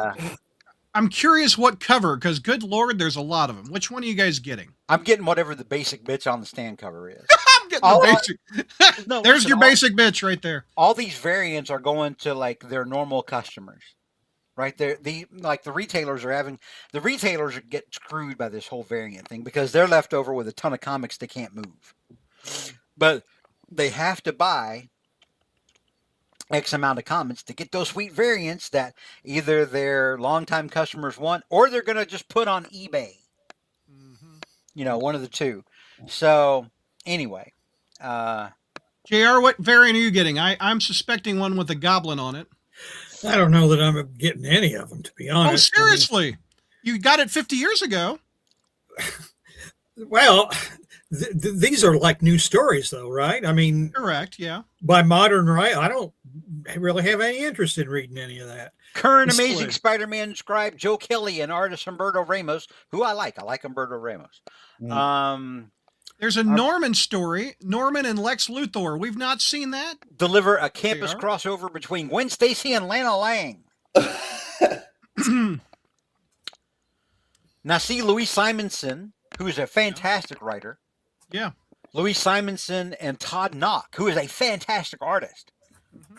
Oh my God, you could put Louise Simonson and Todd Knock together as the creative team on an ongoing, and it would sell. John Henry Irons. So you got Steel versus Hobgoblin on that. Yeah, and see, that'd be something I'd read. I like Steel. Steel, I always thought Steel was a cool character. I would definitely read Steel, mixing it up with Hobgoblin. So the main one on the Marvel version is Brad Meltzer and Pepe Larraz, Lex and Norman versus Spider-Man and Superman. But then you got stuff that sucks. You got Spider Miles with Bendis. Ooh, who gives a shit? And I guess Sarah Pacelli's back. I guess she was one of the big Ultimate artists that people she co-created Miles. I don't really understand they have a story there with Mighty Thor, and they're kind of using that as like the Wonder Woman counterpart. Mighty Thor is definitely not Spider-Man's version of Wonder Woman, right? It's like, that can't be. I don't know. And Jeff Loeb and Jim Chung. Now, I like Jeff Loeb as a writer. I enjoyed his work on DC. And I enjoyed Jim Chung's artwork from back in the day. Look at that. That's a pumpkin bomb with kryptonite in it. Look at that, JR. Come on now. Come on. So this whole thing is kind of a mixed bag. Really, there's some good stuff, and then there's going to be stuff that I just would rather get an ulcer and deal with. I'm just tired of them trying to pick my pocket. I get amazing. That's it. I mean, I don't know. We'll see. I think you'll burn Steel at it. I bet you will. Okay, who's got this next one? I think it's Christina. Going back to movie news, we got a new movie called Hail Mary coming out. And ties into Spider-Man a little bit. Tell me about this story. Well, what it is back in the days of the Amazing Spider-Man movies, Drew Goddard was developing a Sinister Six movie set in the Andrew Garfield universe, and then the Sony hack happened. And so after that hack, the project was obviously scrapped, and they went on to make the deal with Marvel Studios and Disney and stuff. He said that he had an office that was right on the lot, and he saw the FBI coming in to raid the place and helicopters flying above Sony Studios and stuff. He said that he wouldn't have worked on it if he couldn't do anything that was like challenging and different and stuff. So what does he say? He says about what does he say about what the Sinister Six, which would have set Spider-Man's deadliest adversaries against Garfield. Yep. Something about what the movie would be about. Is this new? Didn't we know this like 12 years ago? Yeah. This is not new. Yeah, this is just him talking about it because he's the writer on Project Hail Mary and stuff. So he's talking about now stuff. that I'm excited for. Yeah, that movie looks good. I go. Yeah. I'm not excited about the runtime, but I'm excited about the movie. How long's the runtime? I haven't even noticed that. It's like 2 hours, 50 minutes. Oh. The punk rock mentality that led to The Cabin is very much at the core of the Sinister Six. I haven't seen The Cabin. So I have once. Anyway, I think we dodged another Sony Morbius Craven bullet with Sinister Six not being produced. Would you know? I was telling Brad earlier, I'm like, this will be the first like good Spider-Man movie Brooklyn and I go see together in theaters because we've only watched Madam Web, Craven, and Venom. Well, you don't know that it's good yet, Josh. Be careful. All right. Yeah, well, the odds are much better than what he took previously. You know, I mean. Wait a minute. Your fiance's name is Brooklyn? Yeah. So, like what? If you have kids, you're going to name them after the rest of the 5 boroughs? Yeah, this is Queens. This is Hell's Kitchen. It's our youngest. Our Hell's Kitchen, our youngest. That's pretty good. Vinkman says that Michael Bailey recently did an episode reviewing the new Superman movie. Let's see. Following Crawl Space since 2009. So, wow. Thanks, man. All right. So, next one, George. Dan Slott. Oh. Go ahead. Talk to me about this article. Woo! Okay. Oh, boy. Because fans demanded it. Okay. Yeah. So, what's happening? Hey, remember how much you loved Brand New Day, fans? Remember how much you just couldn't get enough of Dan Slott writing Brand New Day as part of the Brain Trust? Well, congrats, because it's your time to shine. Dan Slott's coming back for more Brand New Day crap. it's a of 5 series, as he points out. So Dan Slott got on the internet and started begging people to buy it. And he was like, "Listen, if you were a fan of Brand New Day, if you were a fan of my Spider-Man stories," and I'm like, "Boy, you're not really fishing with a wide net, are you, dude?"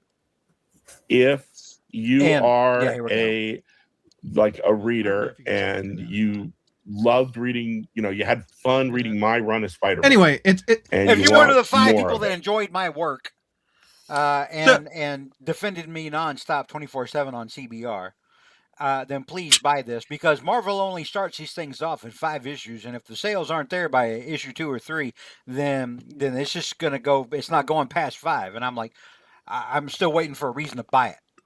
So I'm curious why he's wanting, because issue 1 was solicited for issue 1 of 5, so it's a mini series. I think he's hoping that the sales will be such gangbusters that they'll be like, you know what? Let's just keep this train going. I think he just wants to put more crap out there that will eventually get touched on by the movie, so he can get a royalty check. Well, he probably gets a check for the Mr. Negative on the video game. That's what I'm saying. He probably wants to put more shit like that out there, with proven winners like Clash. And so he has a chance. It feels like he's fishing with dynamite, and also desperate for just people to like him. Now, this goes back to a bigger concept, George, about how Marvel, the sales are down evidently, and they're trying to get people. They're trying to do incentives for retailers to order more Marvel comics. So this was just on Bleeding Cool. DC's trying to do it too. If you order, it's been that way for a while now, to where like the only way you could get variants was ordering so much of any given issue, and so apparently now that's not even working. But here's the thing that Marvel is not looking at, is the amount of people they've actually driven away by sucking. And that would of course generate a lot of uncomfortable internal gazing, and is it the fans or are we wrong? Because Marvel doesn't ever want to, come to that realization. JR, I'm right. Oh, so the Bleeding Cool is reporting that with the launch of Brand New Day for Spec Spider-Man, an additional 10% off of the cost of ordering the comic if numbers match Amazing Spider-Man 25. Oh, God. So they're giving you a discount if you order Dan Slott's book here for issue 1. Every Dan Slott book sold should have come with a discount. Good grief. But it's Dan 2026. Slott, why is that still happening? Dan Slott is talking about, he isn't worried about the sales for issue 1. He's worried about issue 2.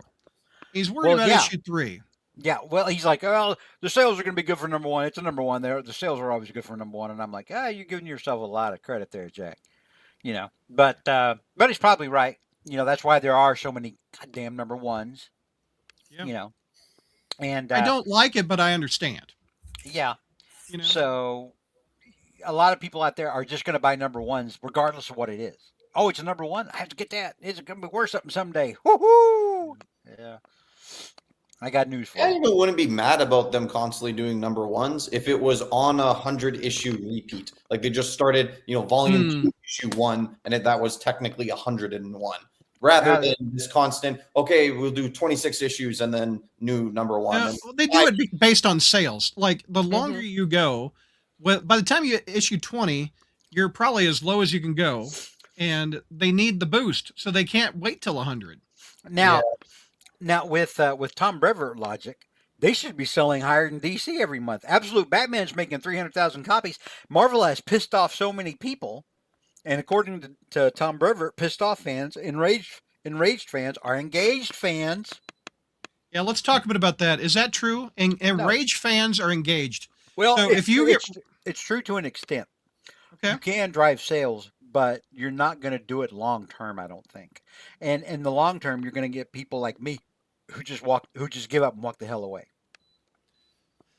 But you are, here's the thing, our Discord, and I've pointed this out, our Discord is full of people who are griping about Spider-Man. They're buying $10 issues when they come out. Yeah. Jared, did you want to say something? Looked like you wanted to say Well, something. I was going to say, so George, a person who's fed up with Spider-Man wouldn't get so engaged that they would start a website with a friend of theirs in Texas, and then invite some clown to write some articles for them. Yeah. That type of engagement never happens.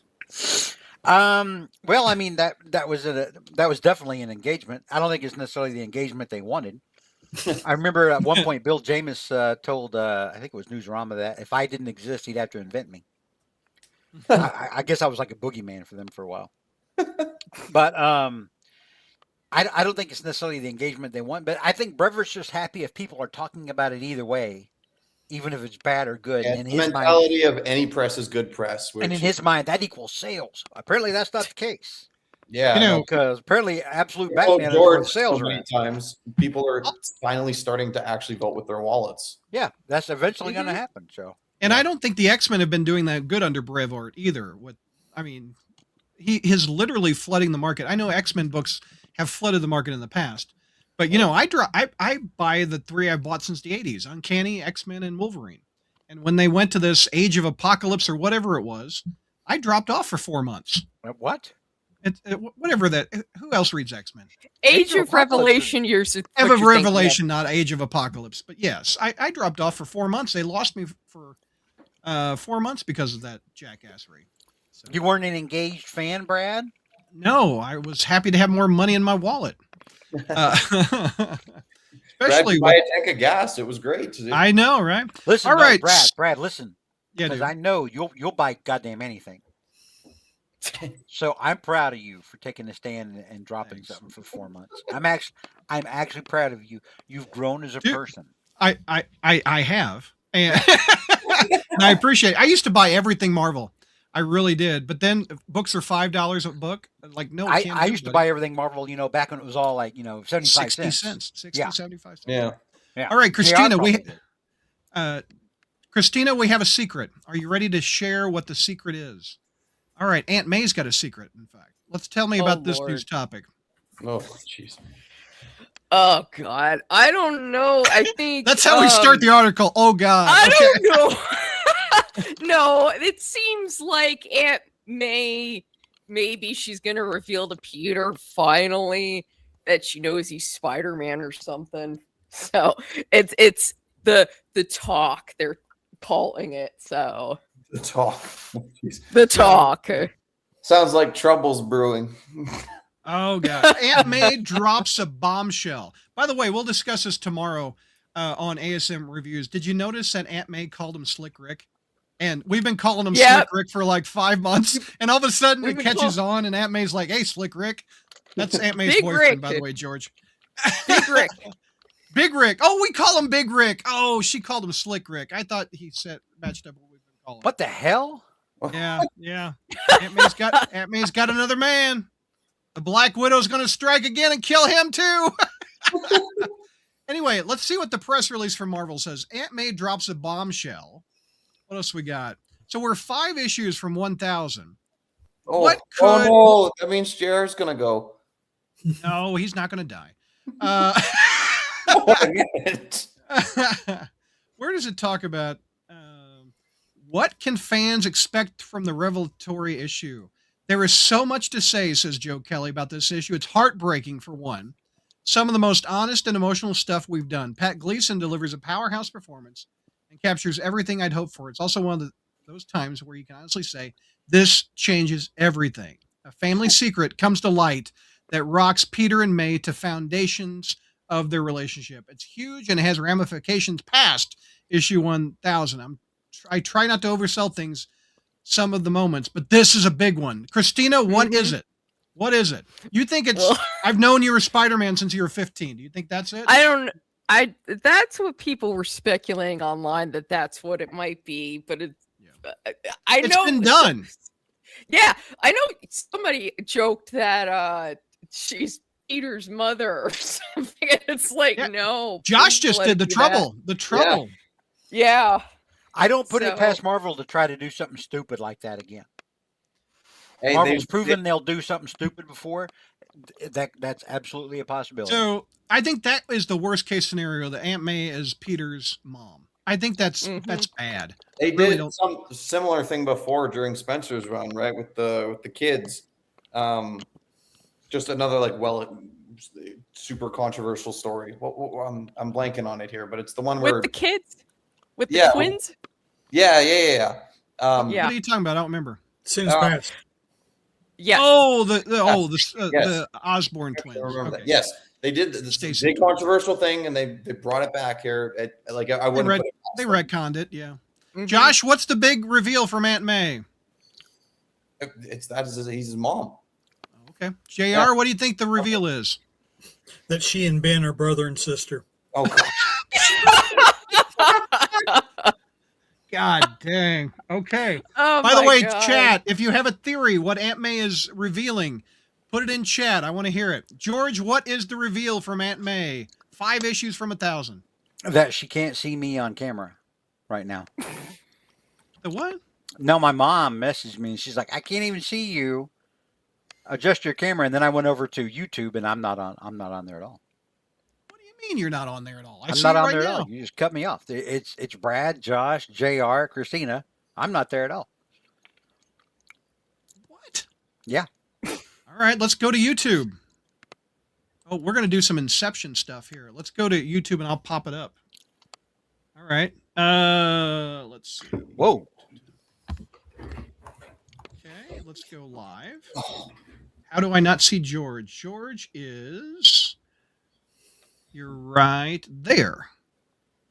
Oh, the one I'm looking at, yeah, it's just like everybody who's not me. Just like vertical. Well, if you look here, this is the horizontal icon. So this My mom says do better, Brad. Jesus. So here's the vertical. Here's the vertical. And this is for cell phones. And George, you're right there. I'll send it to you what I'm seeing on YouTube on my end, Brad. The one that cuts me off. The one that is so cruel. What? I see you, George. Is she on the phone view? I just showed the phone view. George is on the phone view. She says yes, and she has a thumbs up. Yeah, there you are, George. You're right there. I'm not cutting anybody off. Oh, I can say no, but that wasn't like that before. Before it was just y'all and JR. That's weird. By the way, if you go to we are now sending 2 signals. We're sending one for tablets. We're sending one for cell phones. If you look at the little icon in the front where it's got a little cell phone, that would be the vertical meant for your cell phone. And the she one was that has most likely widescreen. watching the tablet version. Oh, okay. But, look, but on an actual serious note, what is the secret? I bet it probably is something like they'll try to do some stupid shit like Trouble again. Again, been done, but and Neo, Brad, been done. Well, yeah, stop Marvel. Yeah, I'll give you that. She has cancer. We just went through that with the Friendly Neighborhood title within the last. She still 5 has years. cancer. No, she had breast cancer for a little bit. She got better. She survived that. She had cancer like a while back, back when I was still reading. I would say within the last 5 years. That was on a side book. I don't really think they even mentioned That's still going on? No, she's survivor. Here is McNulty's. Uncle Ben and Aunt May have a son that they never told Peter about, who they gave up for adoption. And it's Brian Naring, a.k.a. the Spore. Come on, God. McNulty. Get out of here with that mess. Could be facade.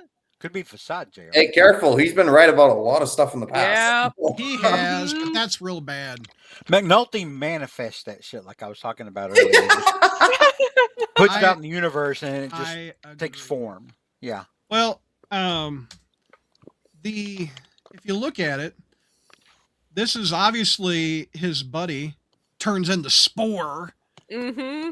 And I guess Mushroom Man was taken. The name. Do you know the Mushroom Man? The Mushroom Man. The Mushroom Man. I thought they'd go with something like the Fearsome Fungi or something like that. Ah, the Fearsome Fungi is cute. Right. But you know what? This is implying, this cover, and you know I love covers, that it's a Ben and a May secret, not just an Aunt May secret. So what the son could be Wait, that's supposed to be Ben with that douchey haircut? I didn't think that Yeah. looked like Ben either. It doesn't look like Spider-Man either, for that I thought that matter. was- I thought that was this Big Rick guy or whatever, Slick Rick. No, I'll show you Big Rick. What now? No, well, that sounds bad, actually. I'm sorry. I will not show George the Big Rick.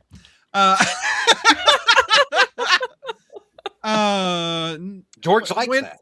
When jeez. Aunt May's going to die, she's probably over 100 now. Now she keeps Yeah. getting younger, man. She's younger. She was over 100 when they first introduced her. She's gotten younger. Brother or sister is. We've already had Teresa Parker. That's I her hated secret. that. That's her I secret. hated She's really that. a mutant. She's got an anti-aging thing. She was in the Hellfire Club back in the Oh, day. that's the secret. That's their kid. Teresa isn't the sister; it's his cousin. McNulty says Peter, Eddie Brock, and MJ are distant cousins. Oh, please. Oh. Millar's not writing this. so. McNulty also says Plan A, Trouble becomes canon, but while Aunt May is Peter's biological son, she cheated on Uncle Ben, and the burglar is Peter's real dad. Great. Now I can't unsee it. God dang. We did that the McNulty. other night on Discord Wow. too. Jeez, No. that's cold. No, Mike. No, bad, Mike. George's cat is now sitting in the corner. My cat's in the other room up in his cat tree. Okay. There was a toy show Whoa. in New York, and they showed was. some new toys that are out. One of them I think is so cool, and it's sold out almost instantaneously. So I probably would have bought this, but I don't have an extra $255 to What? spend for the Nicholas Hammond Spider-Man from Hot Toys. Do you know what Hot Toys are, Brad? They're not actually toys. What the name toy is in it, Christina? What do we? They're not actually Brad. toys. They're Brad. figures that you can pose and stuff, but they look like I know. statues. That's why Like they're real so much dolls? money. Yeah. No. Yeah. No. I'm a real boy. Anyway, look at this Nicholas Hammond Hot Toys. I think they limited to 600 figures, sold out instantaneously. Mm-hmm. That looks so cool. Oh. And I'm sure the people will tell me the same thing when I have to buy like yet another character, like a bunch of other characters for my business. But like, I don't get it. Why would you spend this much money on literally a just male Barbie? Well, I mean, Hot Toys are so expensive. It's $255. I know, but look at some of this stuff. Shop All. There's a Mary Jane statue. I think we've shown this before. That is so expensive. Where is it? I'm sitting up on the Daily Bugle. There it is. $705 for this. Oh, why? No. 705, but it's so pretty. Big whoop. So is like being able to pay rent. Like, Do they come to life and kill my enemies?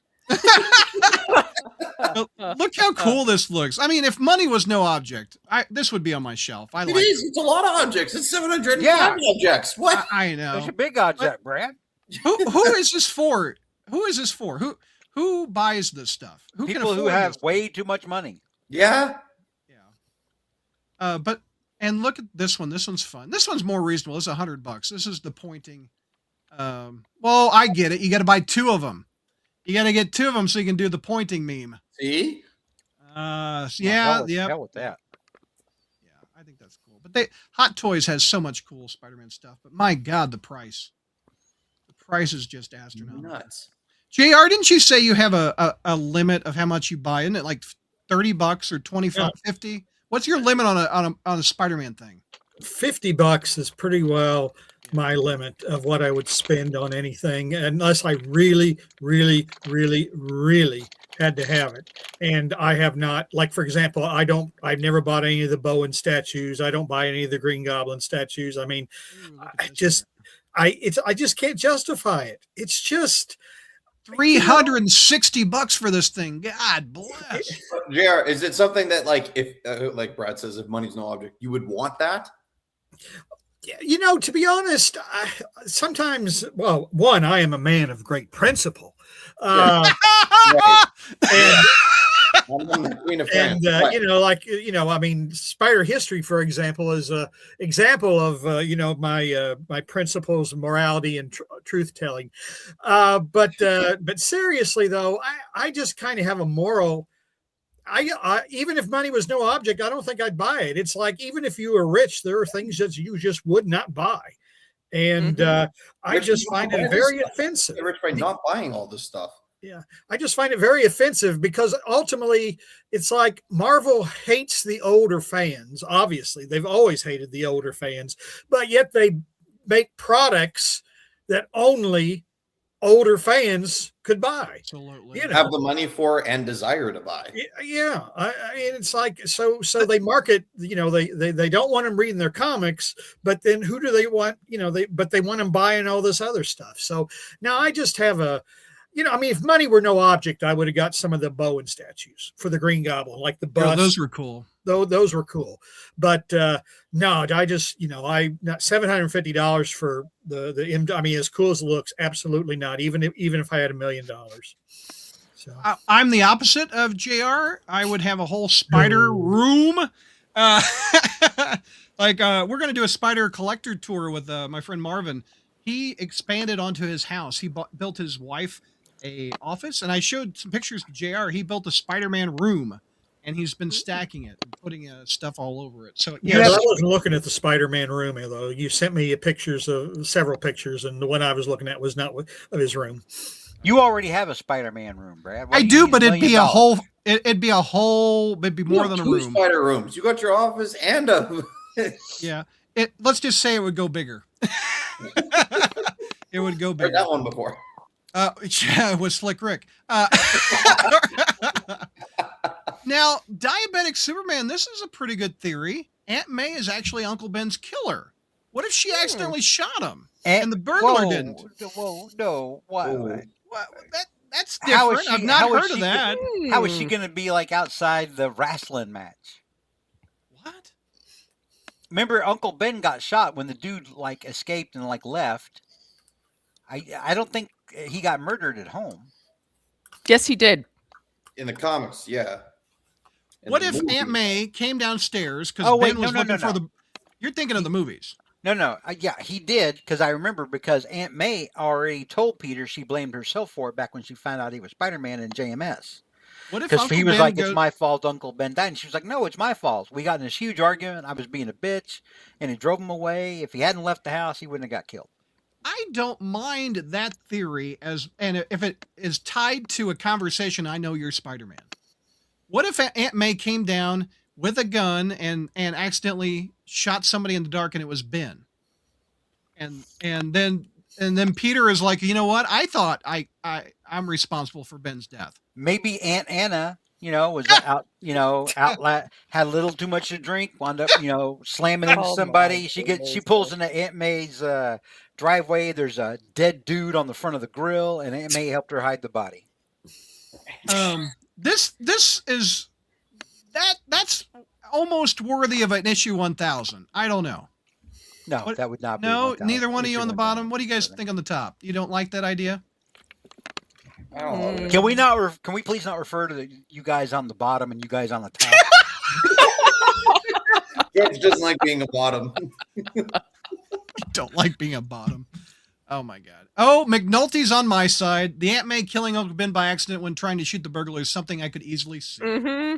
I could easily see that too. That's the theory that I mind the least. We know Aunt May's not scared to shoot a bitch.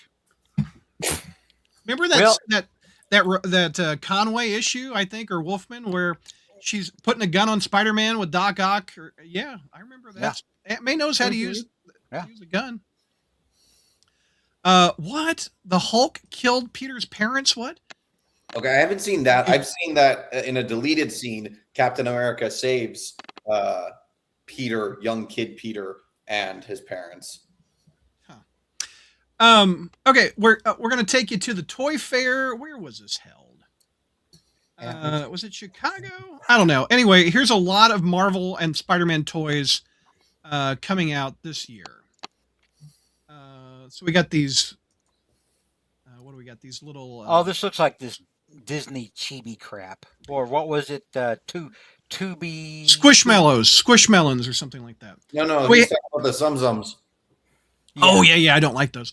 Now in the article that I had listed, they said that Spider-Man and His Amazing Friends is the #1 toy line for kids, and I think that's just crazy. And yeah, but they don't mean the original, Brad. They mean that new shit with Miles and Dead Gwen and all that crap. Dead Gwen. She's alive in the show. But George, if we want our character to continue, we need a new generation, the 2 and the 3-year-old crowd, to know who the hell Spider-Man is, or he's going to die. Doesn't mean you can't use characters that already exist without having. These already do exist. Well, hear me out. Hear me out, okay? Miles has been around forever. I'm just saying, there's other relevant characters that you can use that are Spider-Man related. You could be bringing Daredevil to the forefront. Spider-Man and Daredevil along the history. Human Torch. There's a missed opportunity, I think, here. They do a bit with the Fantastic Four on the show. Like, I know that the Thing is in there, and they make reference to Reed at one point, which I've watched the show because it's research for my job. But see, it's one thing that the Amazing Spider-Man cartoon from the 80s got right, because they expanded on the universe and they made you realize there was more out there going on. Early on, it was one of those things that made me get into other comic books. Well, give that. I learned about the X-Men from that cartoon. See? I'm coming for you, Charles Xavier. I know. Like, there you go. There's the Thing. There's the Hulk. Yeah, there's Hulk. That's why Reed. Why has he got a panty on his head? That's a firefighter hat. That's a fireman's hat. Oh, okay. So does Spider-Man. He's got a fireman's hat over here. Yeah, just like Andrew Garfield's. Yeah. Anyway, I think it's cute that this little crowd. I think it's neat that they have this little kids. I think that's awesome. So, look, there's the multiple heroes. There's Reed and yeah. Oh, and they're doing this also now with what is it? Iron Man and his awesome friends. Oh no! Look at this. This is Symbi. I knew they were going to put Symbi in there somehow. Look at Symbi. Yeah. Mm-hmm. It's the Symbi house. It's the new generation, Brad. Exactly. Get on board with Symbi, Brad. I don't like Symbi, but yeah. There we go. That's Iron Man. That is the cutest Ultron you've ever seen, right there. Cutest Ultron. Cutest genocidal robot. Look at little Loki. So cute. All these little guys. See, why did we get rid of Superhero Squad if we're just going to keep doing this? Now that was cute too. I thought that was a good thing. That was a good property. Look at Ultron's little kids. Look at Ultron's little kids over here. The Ultramites. Ultramites. That's funny. What do we got? Oh, by the way, they put Hulk in an Iron Man suit. Have you seen this in the Iron Man little kid cartoon show? Well, I mean, it was the same thing. It was the same thing in the MCU as it was with Tony and Peter. After a while, Banner couldn't even be his own man anymore. This is cool. In Infinity War, he was wearing a Stark suit. War Machine Punisher. That looks awesome. They got Hulk with the bunny slippers from the Peter David run. That looks fun. Now the Secret Wars are coming back in this Spider-Man suit. The symbiote is coming over him on this one. But again, $28 for a figure. My God. Jeez. $28 for a Marvel Legends these days. Wait, who's the Constrictor? Who is the Constrictor? He was an Iron Man villain. Oh, okay. So they put the Constrictor. Fought him before. He's also fought the Hulk before and Captain America. The Constrictor was I forget. After Hasbro lost the license in the 80s, they released 3 unreleased figures. They did Iron Man, they did a Constrictor, and they did Iceman. So I think it's kind of fun that they've already released an Iceman. They already released a Constrictor. Iceman was the same as Human Torch. They just made him blue. Yeah. But I don't understand why they have Magic. Magic was never in the original Secret Wars. Well, Brad, neither was Constrictor. Well, if you read the Tom DeFalco 40th anniversary, he worked them in. That's right. What else? We have any more Spider-Man stuff? Oh, Throg. We got Throg. We got any more Spider-Man down here. What the hell is a Throg? Thor Frog. Thor Frog. Oh, wow. From Walt Simonson. Back in the day, we just call him Thunder Frog. Thunder Frog. Now, let me pull up this article that I also found where the quote is about licensing. and Spider-Man. How that Amazing Friends.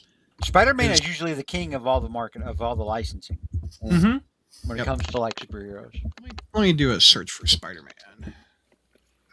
This is gonna be scary. That's why I'm with Marvel. Spider-Man remains a top. So they're interviewing. Who is this guy that they interviewed? Like the guy in charge of.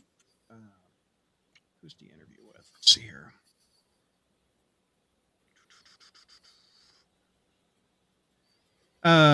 Paul Gitter, Executive Vice President of Global Brand Commercialization, Disney Consumer Products, is who they do an interview with. Cool. And then he talks about Spider-Man here. Let me pull this up. Did you just say sup to your web browser? No. With Marvel, here's the quote. With Marvel, Spider-Man remains a top character for us cross-generationally, creating Marvel fans for life. That you're looking at them in this panel. We have top-tier collaborations inspired by the July theatrical release of Brand New Day, which is Marvel's most expansive product assortment tied to a theatrical release this year. They also have Avengers Doomsday marketing. That's the most expensive one? Not Doomsday? Really? Looks like it. We have a wide cross-category assortment inspired by Doctor Doom, as well as some fan-favorite superheroes for Doomsday. But Doomsday comes out in December, so they don't have as much time this year to put out product, I would think. Yeah. Disney Junior preschool properties like Mickey Mouse Clubhouse and Marvel's Spidey and His Amazing Friends are gaining momentum. Where was the quote? Marvel's Spidey and His Amazing Friend is not only a top-ranked streaming series among kids ages 2 to 5, but was also the top-selling preschool toy license in 2025. See, if I got a kid from 2 to 5, he's watching the original Amazing Spider-Man, Amazing Spider-Friends. Any birthday party that I do from ages 2 to 5 is I show up and then the kid gets presents that are all wrapped in the licensing Spidey and His Amazing Friends wrapping paper and the toys from that as well. I blame the parents. We're letting a whole generation down. So this leads into, I share a Google Doc, and this is what we go by. I did not put this next item on the Google Doc because I didn't want JR to see it. So, JR, I have a product that is coming out, and I would like your reaction. Spoiler, it's Preparation H. It's Disney Junior Preparation H. So this is on toy shelves now, JR. You can go down, and I actually saw this at the Lego store a couple days ago. I want to know your reaction, JR, to Norman the Pirate.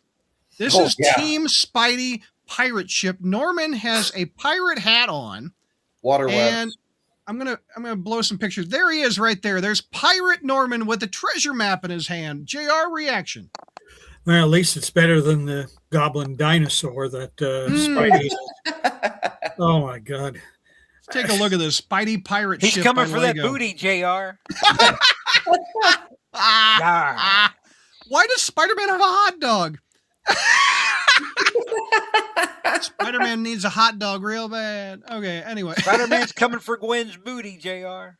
Oh my gosh. Look at this. JR, are you going to pick up the... Oh, look, we got Bruce the shark from Jaws chasing Norman Osborn over here. Could this be the shark that ate Morbius? There you go, JR. You can build this with your son. He's a little old, but... Yeah, I was about to say that maybe 20 years ago, but not right now. There's some other... Oh, there's a video? Yes. Okay, hold on. Let's take a look. Not really. That's just a... It's just a lazy Susan. This is a lazy Susan. Yeah. So, there's also more... 50 blocks! Ouch! Yeah, I know. That's insane. So let's look at the other Lego that's out. I want to, because my daughter has suddenly got into Legos and she built this for me. You know, okay, one thing I do Peter like Parker's apartment. Yeah, these building things. There's another one of them of like Miles' apartment style thing. And there's also a Daily Bugle office. Yeah, they're all stackable. Now, like you can this one I'm probably going to get, and I know JR will love. It's Oscorp. So let's take a look at Oscorp. Brad, did you hear the key information that Josh just dropped down? What? I'm sorry, I was pulling up. What did Josh say? I'm sorry. All these buildings there of these new sets, they're all like interchangeable and stackable. So you can make like different layers of an apartment with the different. Oh, you're right. Yeah, this is Peter Parker's apartment over here, I think. Yeah. Yeah. But say that fast 3 times. What do you think of? Oh, look at that, JR. What do you think? I don't know. I may have to. unless it's $50 or unless it's over $50. So that ain't doing. It's 140. Oh, what? It is. You serious? No, I'm not kidding. It's $149. I almost bought it the other day because I loved it. But Legos, my man, they are not cheap. Insane. Legos are. Look at how many bags are in here. JR, do you have the patience to build Oscorp? You see, it's the same reason I said that I never bought the Green Goblin movie thing out of the Lego, because there's no way I'd either have patience to put it together, and then I'd probably knock it off the table and send it in a million. Yeah. I just. Josh, you're saying that Peter Parker's apartment is right here, and it attaches to Oscorp. Is that what you're saying? It's something like that. Like the other sets we were looking at too. Like there's different ones that you can all. Boy, that's loud. Oh, you can hear this? Yeah. Anyway, I think that's kind of fun. All right, let me pull this down. What else we got on the rundown? We're going to talk about toys. Okay, this next one I will do. I'm kind of excited about this one. I saw this news released. I never had a Super Nintendo as a kid. I had the regular Nintendo, but I never had a Super Nintendo. And released on the Super Nintendo in 1994 was Maximum Carnage. I don't know if you guys have ever played the Maximum Carnage game on the Super Nintendo. I played it on the Sega Genesis. Okay. Which is a superior system in every way. Coming shortly is called Maximum Marvel Collection, where they're putting a whole bunch of 90s Marvel games, and you can play them now on your modern system. It includes Maximum Carnage. Wait, scroll back up. Stop. Where? Scroll back down to the screenshot. Stop. Okay, yeah. Is that the old no, goddamn, never mind. Here, I'll show you what games are included. So you got Maximum Carnage. I was trying to look at a specific thing. Okay, what do you want? I was trying to well, it's gone now. Okay. So the games that are on this, which I think is very cool, you've got the X-Men arcade game. You've got Captain America and the Avengers. So you got 3 versions of that. You got the arcade version, you've got the, I don't know what the Mega is, and then the NES version. With the sequel, Spider-Man Venom Maximum Carnage. So you got Super Nintendo and the Mega. I don't know what the Mega is. Help me out if you guys know what that is. Then the sequel to Maximum Carnage was called Separation Anxiety. And it's also going to have Spider-Man, the X-Men, and Arcade's Revenge. I never got to play that. I'm excited about that. The Silver Surfer 8-bit. That's the thing I was trying to go up there and see if that was a screenshot of. That I played on... Me too. I think it might have been Super Nintendo. I don't remember, but I remember playing that game. And yeah, I think I did. What I think it was on regular Nintendo. It was because I had it. Yeah, I had that. Yeah, one. this is the one. This thing was cool. I liked it a lot. Remember the little silver ball that you put it onto the bottom of your board, and you had multiple guns shooting everything? Yeah. This game was cool. We played this for damn hours in college. I did too. I liked it. It had Fire Lord as a enemy. So anyway, here's some screenshots of what's going to be on the game. This is the X-Men arcade game. X-Men and Spider-Man versus arcade. The X-Men and the Avengers had really cool arcade games back in the day. What was it? Back. I played that one in, I think the X-Men arcade. Yeah. No, the video game bar we have here in Winnipeg. Oh, okay.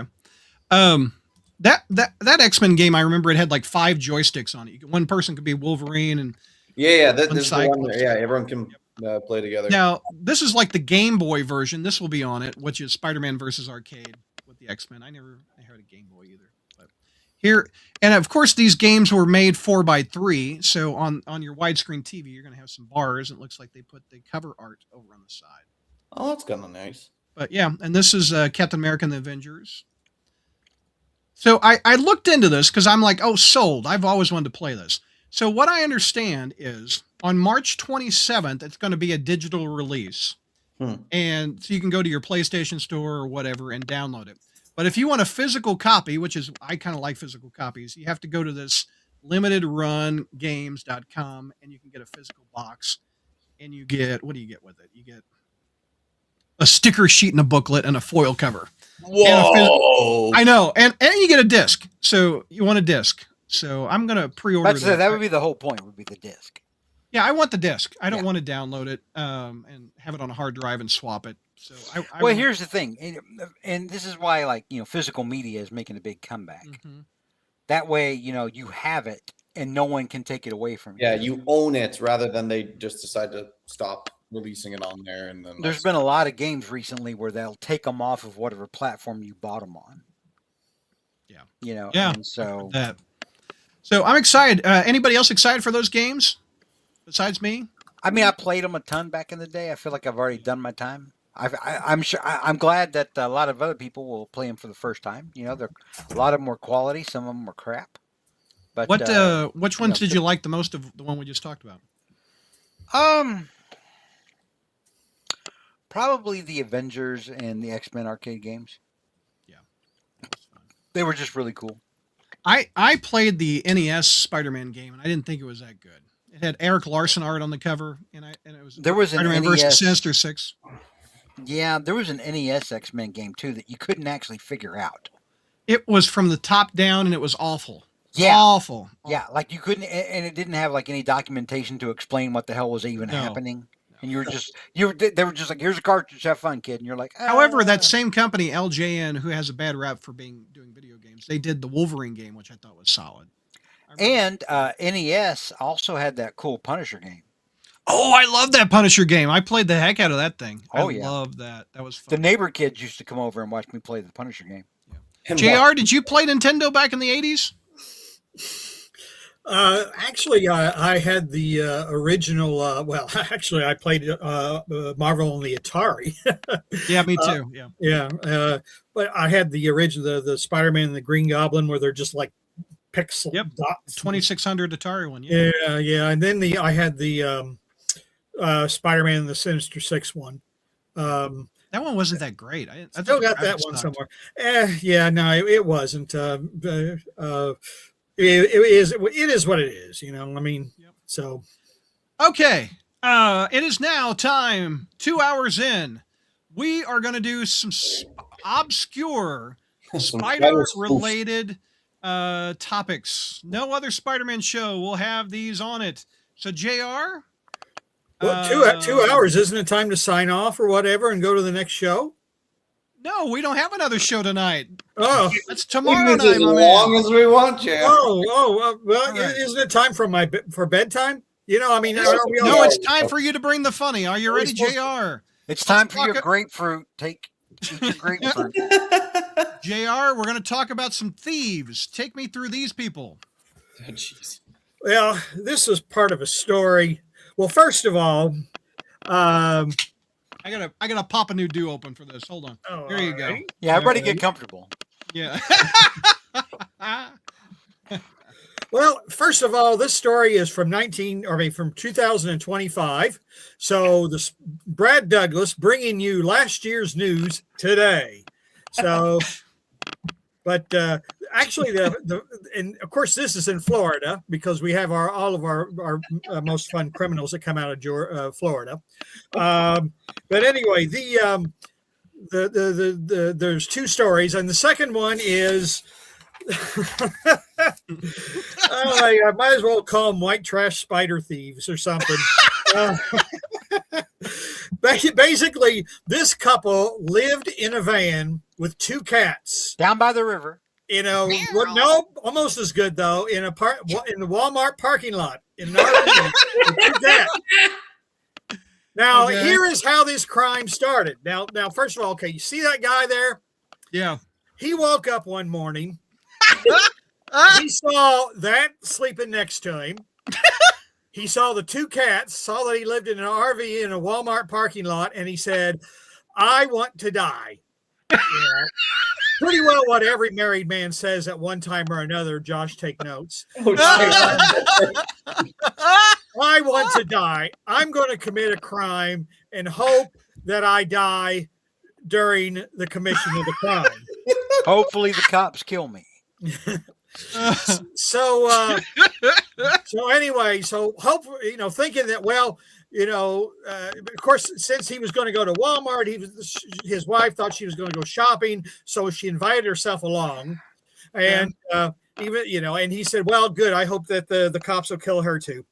Hey, yo, jeez, dark. So anyway, okay, so the pair were living in I didn't really give too much detail on the theft itself, but the pair who were living out of their RV parked in the store's lot with their 2 cats were taken into custody without incident. Fortunately, the cats were safely transferred to animal control. Actually, I was worried more about the cats than these two. A criminal history check revealed both suspects had active non-edible warrants. Now, see, I didn't know that you could eat warrants. I didn't know there were edible warrants. But, hey, I asked my daughter if there are some. And they're from Michigan. See, that was what I forgot to say. It was a traveling couple from Michigan. So before I read the rest of the story, I called Spencer and asked where he and his fiancee were around this time. Whoa. Spencer's engaged? Yes. Oh, wow. Yeah, George. the boy whose birth you announced is engaged. Has he talked to Uncle George about this life-changing decision? Well, no, he comes to me for all of his advice because I have the wisest advice possible. And plus, I know everything about marriage. Take notes, Josh. I mean, after all, you've heard my pearls of wisdom about marriage for the last 20 years. I ought to write a book, marriage counseling. Yeah, the name of the book is Don't Do It. By J.R. Fettinger. The name of the book is For the Love of God, Give Me Peace. For the love of God, I want to die. He hasn't set a date though. He and she moved into their own apartment, and Mike. I mean, George literally did announce on the web Spencer's birth when we were both part of Hero Realm, and I had that for the longest time, and I hope I still have it somewhere. But Spencer remembers it. I told him. I showed him But it was the official. That was the official internet announcement of Spencer's birth back in 2001. So I heralded Spencer. Yes, I herald Spencer. We just want to reiterate: this couple in the Walmart parking lot with 2 cats is not JR's son. If anybody's coming in midstream, this is no relation to JR. These are just 2 randoms. What'd they do? They walked into Walmart and did what? They stole a Marvel Spider-Man Collector Omega booster cards valued at $574.14. I guess that was it must have been multiple packs or something, I guess. I mean, I found out what they are. I went to Walmart, and it's for the Magic the Gathering Spider-Man game. Oh, for crying out loud. I guarantee you somebody was hiding something up in their prison pocket. Oh, hey yo! Yeah, didn't they have a what was it? A Tombstone in jail story where they were hiding things. Anyway, whatever. So I have some pictures of what these cards look like. And Jerry, you can keep talking if you like about what they are, but there's some pretty cool looking cards. Anyway, they now face local theft charges and were booked in the St. Lucie County Jail. More intelligent criminals from Florida, because that's where the most intelligent criminals come from. That's where Florida man comes from. Anyway, police summed up the weekend with a lighthearted remark: "It's not our ideal way to have fun on a double date, but to each their own." Okay, no Leslie Nielsen's here, folks. Here's the Norman Osborn booster card, or maybe it's a regular card. George, you know Magic better than I do. I really don't. There you go. There's a Norman Osborn card for JR. I know I don't like blue decks. That's about it. Blue what? Blue decks. The blue decks can die and go to hell. I wouldn't piss on a blue deck if it was on fire. What's wrong with a blue deck? Blue decks are basically like they nullify anything that like your opponent wants to play against you. Yeah. So like you're saving up, to do something cool. right, in the game, and then you finally do it, and you're like, ha, I have you now. And then they're like, ha, no, pick it up, burn it. It's over. Smoking So mirrors. okay. So It's very frustrating. Like I actually got into Magic for like 2 weeks, and the blue deck made me quit. I was like, no more. Go to hell. Okay.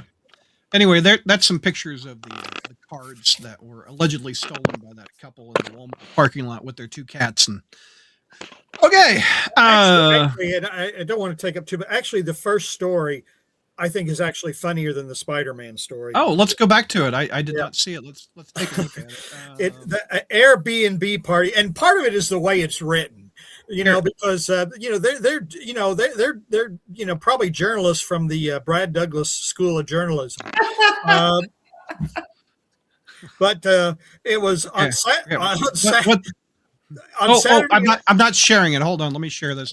I was distracted by how much I'm getting hammered in this story. Ain't no party like an Airbnb. These are a couple of handsome criminals. What did they do? do? Here we go. On Saturday night, the Port St. Lucie Police Department, because we're still in Florida, of course, said its officers responded to multiple disturbance calls at a home in, blah, blah, blah. The home, which the police said was rented through Airbnb, was hosting an open house party with more than 200 juveniles in attendance. Good Lord. Now, but here's the way this story is written.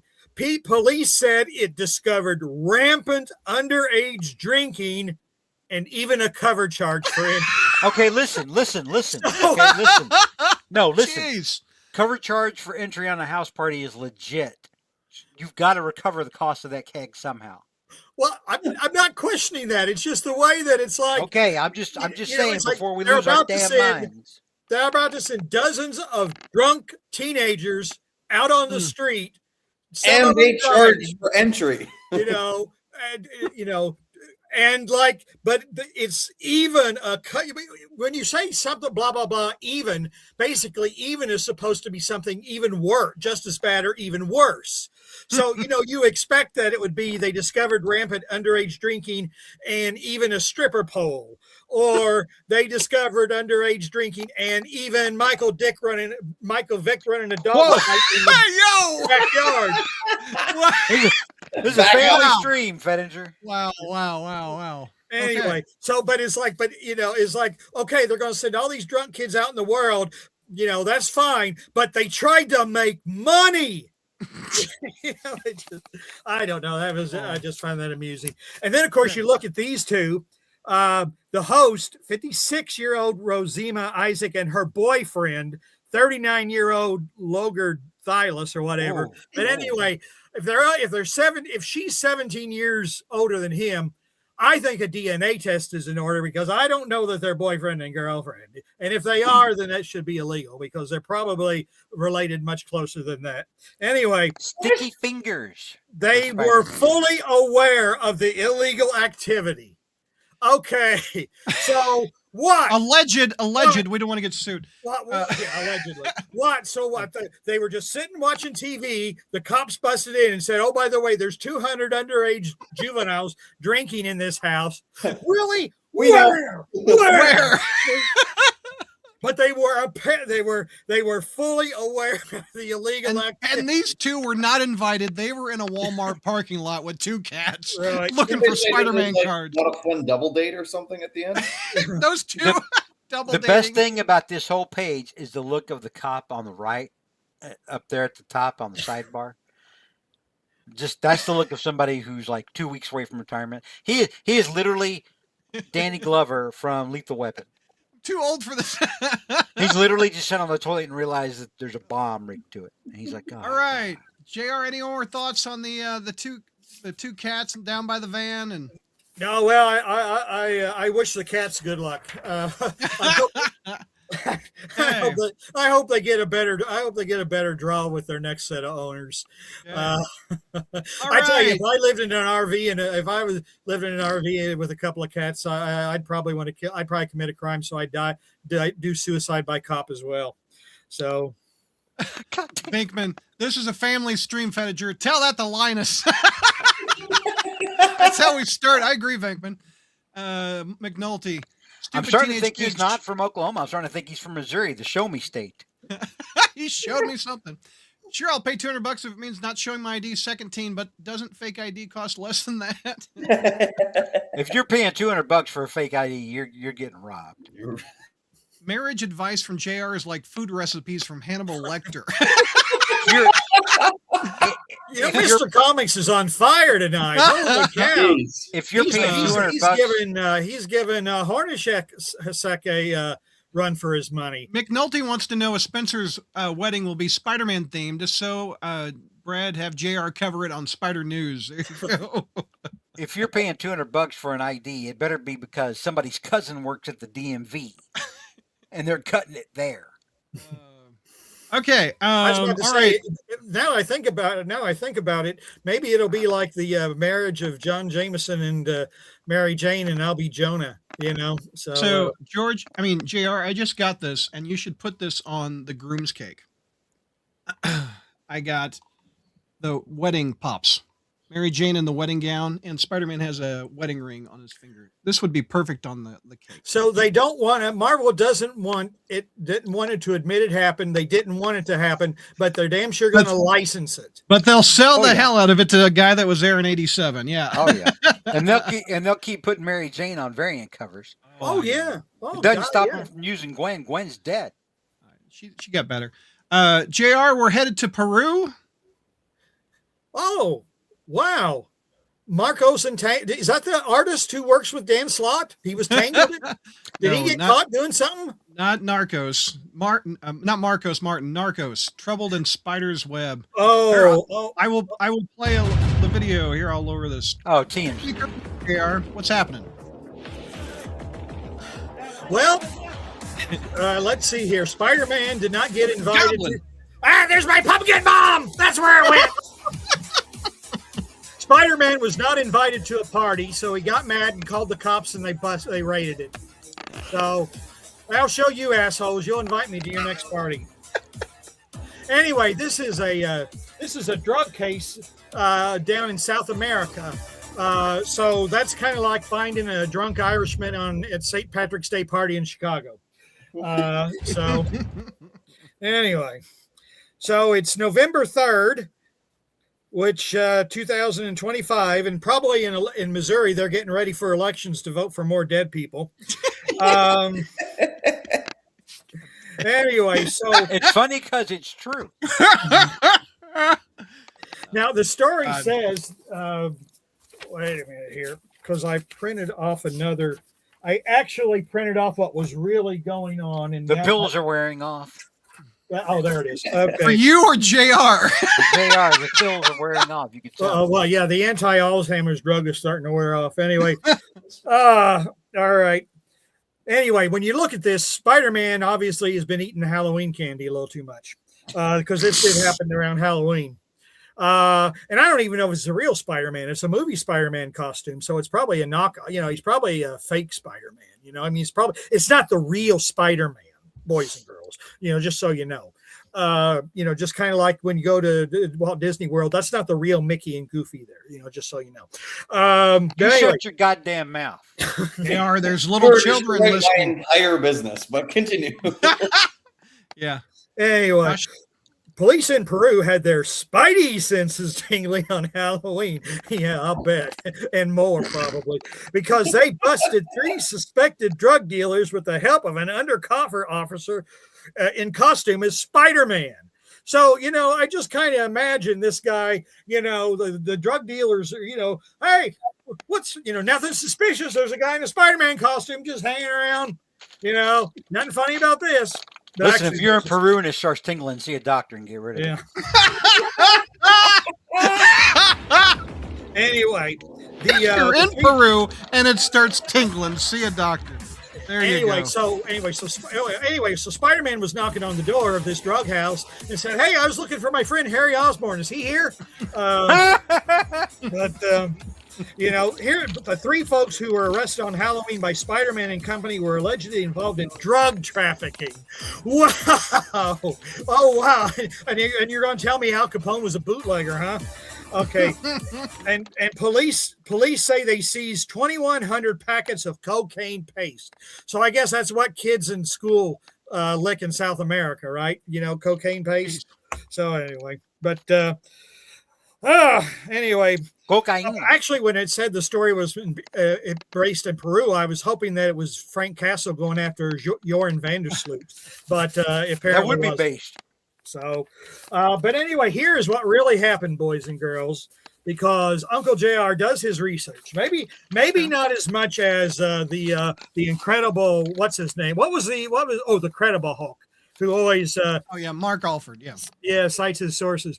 But anyway, I had this translated because it was like, what the hell? It was like Spider-Man Turna Della, and of course I didn't take Spanish. I took one semester of French and forgot every word. I said, what the hell is Spider-Man Turna? And anyway, Spider-Man Turna, an undercover agent of the Turna group, which is actually Green Squadron, is what it is. Oh, okay. So dressed up as a superhero to blend in during an intervention in the district of Groove in November 2025. Now, I don't know if that's really the district's name. This was an internet translation. Okay. But this is true. The Green Pasta Goblin, the alias given to the alleged leader of a drug micro-marketing gang, identified as blah, blah, blah. The name is a play on words between the Marvel villain and the cocaine paste that he sold. The capture occurred in the context of Halloween festivities. The agents found more than 2,000 drug wrappers hidden inside decorative pumpkins. Well, it turns out this isn't the. This sounds like Norman. Yeah, it's like, oh no, they got me. Anyway. That's my pumpkin, Mom. Anyway, this isn't the only time they do the technique of wearing costumes such as Santa Claus superheroes or even capybaras, which is some little rodent, is a common strategy of the Peruvian National Police Turner Group to approach criminals in dangerous areas without raising suspicion. Okay. Say America tried this, all right?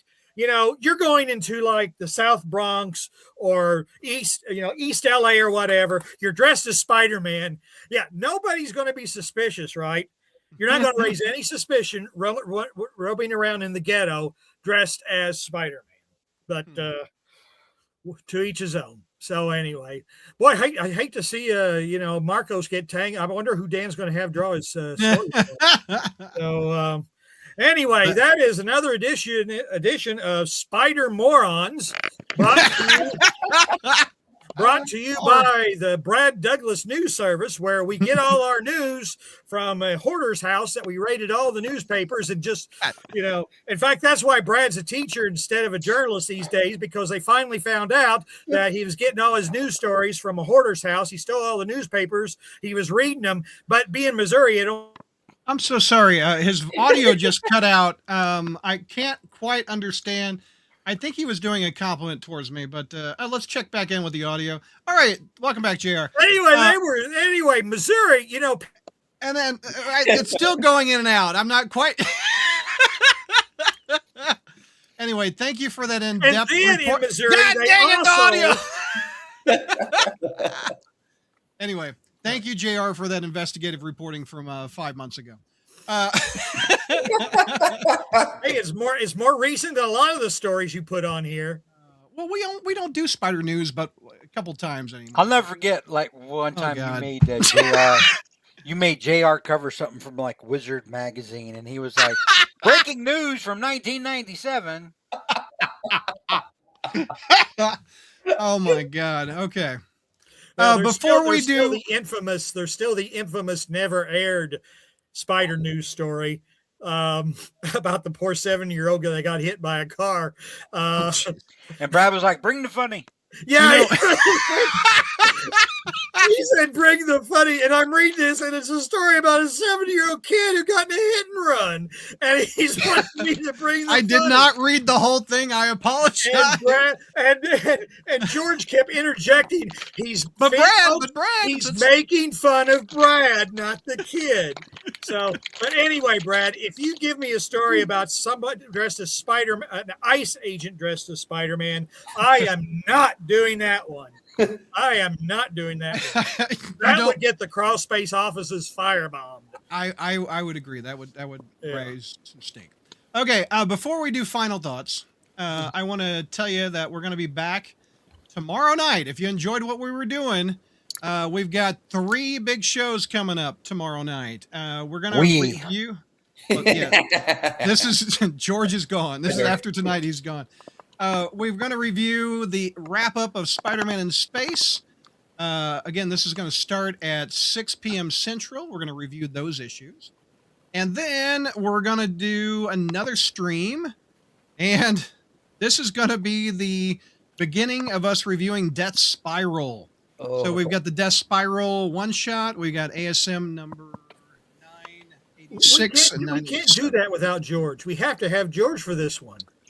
He wouldn't read that for love nor money. I don't know. I mean, he might if on the camera the whole time was just Linus's butt.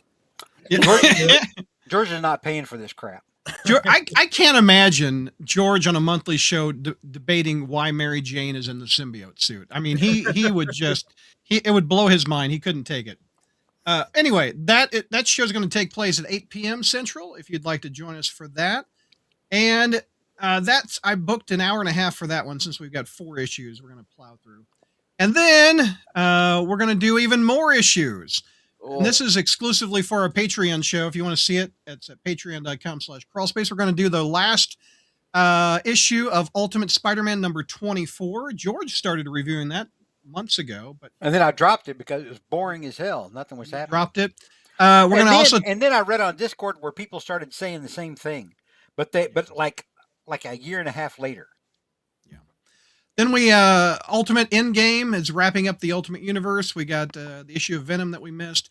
The Spider-Man 94 miniseries by J.M.D. Mateus, where he revisits the Spider-Man cartoon of the 90s. Then we have a J. Michael Straczynski miniseries. We're going to wrap up that. Issue 345 called Amazing Spider-Man Torn, which was actually not a bad story. I like that a lot. Then the Spider-Man and Wolverine miniseries, or I thought they were launching it as an ongoing, but that's wrapping up. We're going to review the last 3 issues, 8, 9, and 10. And then we're going to take a look at the last 2 issues of Black Cat, which if you're not reading, it's a very good book. I'm enjoying Black Cat. What is happening in those covers, though? What the heck? So, yeah, this one was kind of controversial with Mary Jane and giving that look about the Venom. And I call this the cat's got your tongue, where Felicia has got a hold of the Venom tongue right there. So that was kind of controversial. You dirty bastard. What do they call that in Japan? Hentai or something like that? I don't think that's what we're going for. I don't know what they call it over there, but it's $100 extra. Jesus Christ. Okay. And then we have the last issue of Miles Morales Spider-Man number 42 of this volume. We're going to look at the last issue of that, which Spider-Man comes back from space early to help out Miles in that book. So if you want to check that episode out, it's exclusively on Patreon. We start that at 8:45 tomorrow night. If you would like to join us for 3 big shows, it's a really big shoe. That was an Ed Sullivan reference that a lot of people did not get. Mr. Comics, at least JR's news. We all know George's Spider movie review that never happened. What does that mean? I thought what was he going to review? X-rated stuff. Yeah. Oh, we've hidden that. In 20 years, there are some episodes that have no longer on the internet because we like to be gainfully employed. That was one of my finest episodes. It was, and it's not out there for the public. All right, we're going to do final thoughts. JR, final thoughts on Spider-Man. Well, I just can't wait till the next time I get to catch up on Spider Morons. I tell you what, it's not hard to find them. You just search Spider Crime and it says JR. It's like in flashing letters. It's like it's talking to me. All right, George, final thoughts. I cannot guarantee that my cat's not going to moon y'all again. Listen. I try to teach him right and wrong, and he looks at me and he's like, "I do what I want." Yeah, And that's I'm a like, cat for you. I That's a respect cat. it. I get it. Yeah. Hi, Linus. What's going on? I would do anything for this furry kid. Aw. Look at him with a heart. The internet doesn't see that very often. George, oh, there it is. Get that. Christina, Yeah, final thoughts. His heart grows 3 sizes whenever the cat's around. So, Christina, final thoughts. You're going to be joining us tomorrow night. Oh, you're muted, Christina. Can you hear me now? Yep, Okay. you're back. You're back. Yep. Tomorrow's gonna be some interesting books. What of those satellites do you have? I forget. Which one you got? Spider-Man 94. Yeah. I was not a big fan of that. And I like J.M. DeMatteis a lot. Early reaction, did you like it or not like it? Thumbs up or thumbs down or halfway? Yeah, I'm with you on that.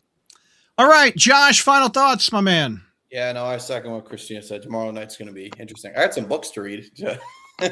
Which one are you reviewing? Which one's on the satellites are you doing? I think I'm on Torn 3, 4, and 5. Torn's good, man. I like Torn. Okay. Yeah, it's really good. Have you read 1 and 2? No. Oh, well, I read did. 1 and 2. I'm going to read 1 that and first, 2. of course. Yeah, so I know what's happening. Yeah. And you also have, are you in the Spider Space one? I think you're reviewing that one, aren't you, Josh? Think so. Maybe. One of them. Yep. Yeah. Yep. All right. Chat, thank you for watching us. This has been fun. It's always fun to do a spider. All right, let's see the kitty. Aww. Honorary pet member Linus Berriman right there. Crawl Space alum. There we go. All right. Everybody, thanks for watching. We will see you tomorrow night for even more fun. We'll Josh, good luck getting married because I probably won't see you again for like a year and a half. No. Are you gonna come meet me in with Brad again in July? Are you coming back in July? If you're gonna come watch the movie with us, yeah. Well, now I have to. There you go. JR, I was planning on skipping it. huh? You gonna come join us and watch the movie together? JR, how many miles apart are we? You're not that far away, Fettinger. I'll be driving. I can pick you up on the way. Oh my God. Can you imagine if Josh knocks on JR's house? Get in the car, JR. We're going to Brad's. Well, okay. fortunately, hopefully by then I'll have my Ring camera and I'll know not to open the door. Ouch! What a Wow. jerk. Well, All right, everybody. Makes sense. All right, everybody. We'll see you tomorrow night. Thanks for tuning in. As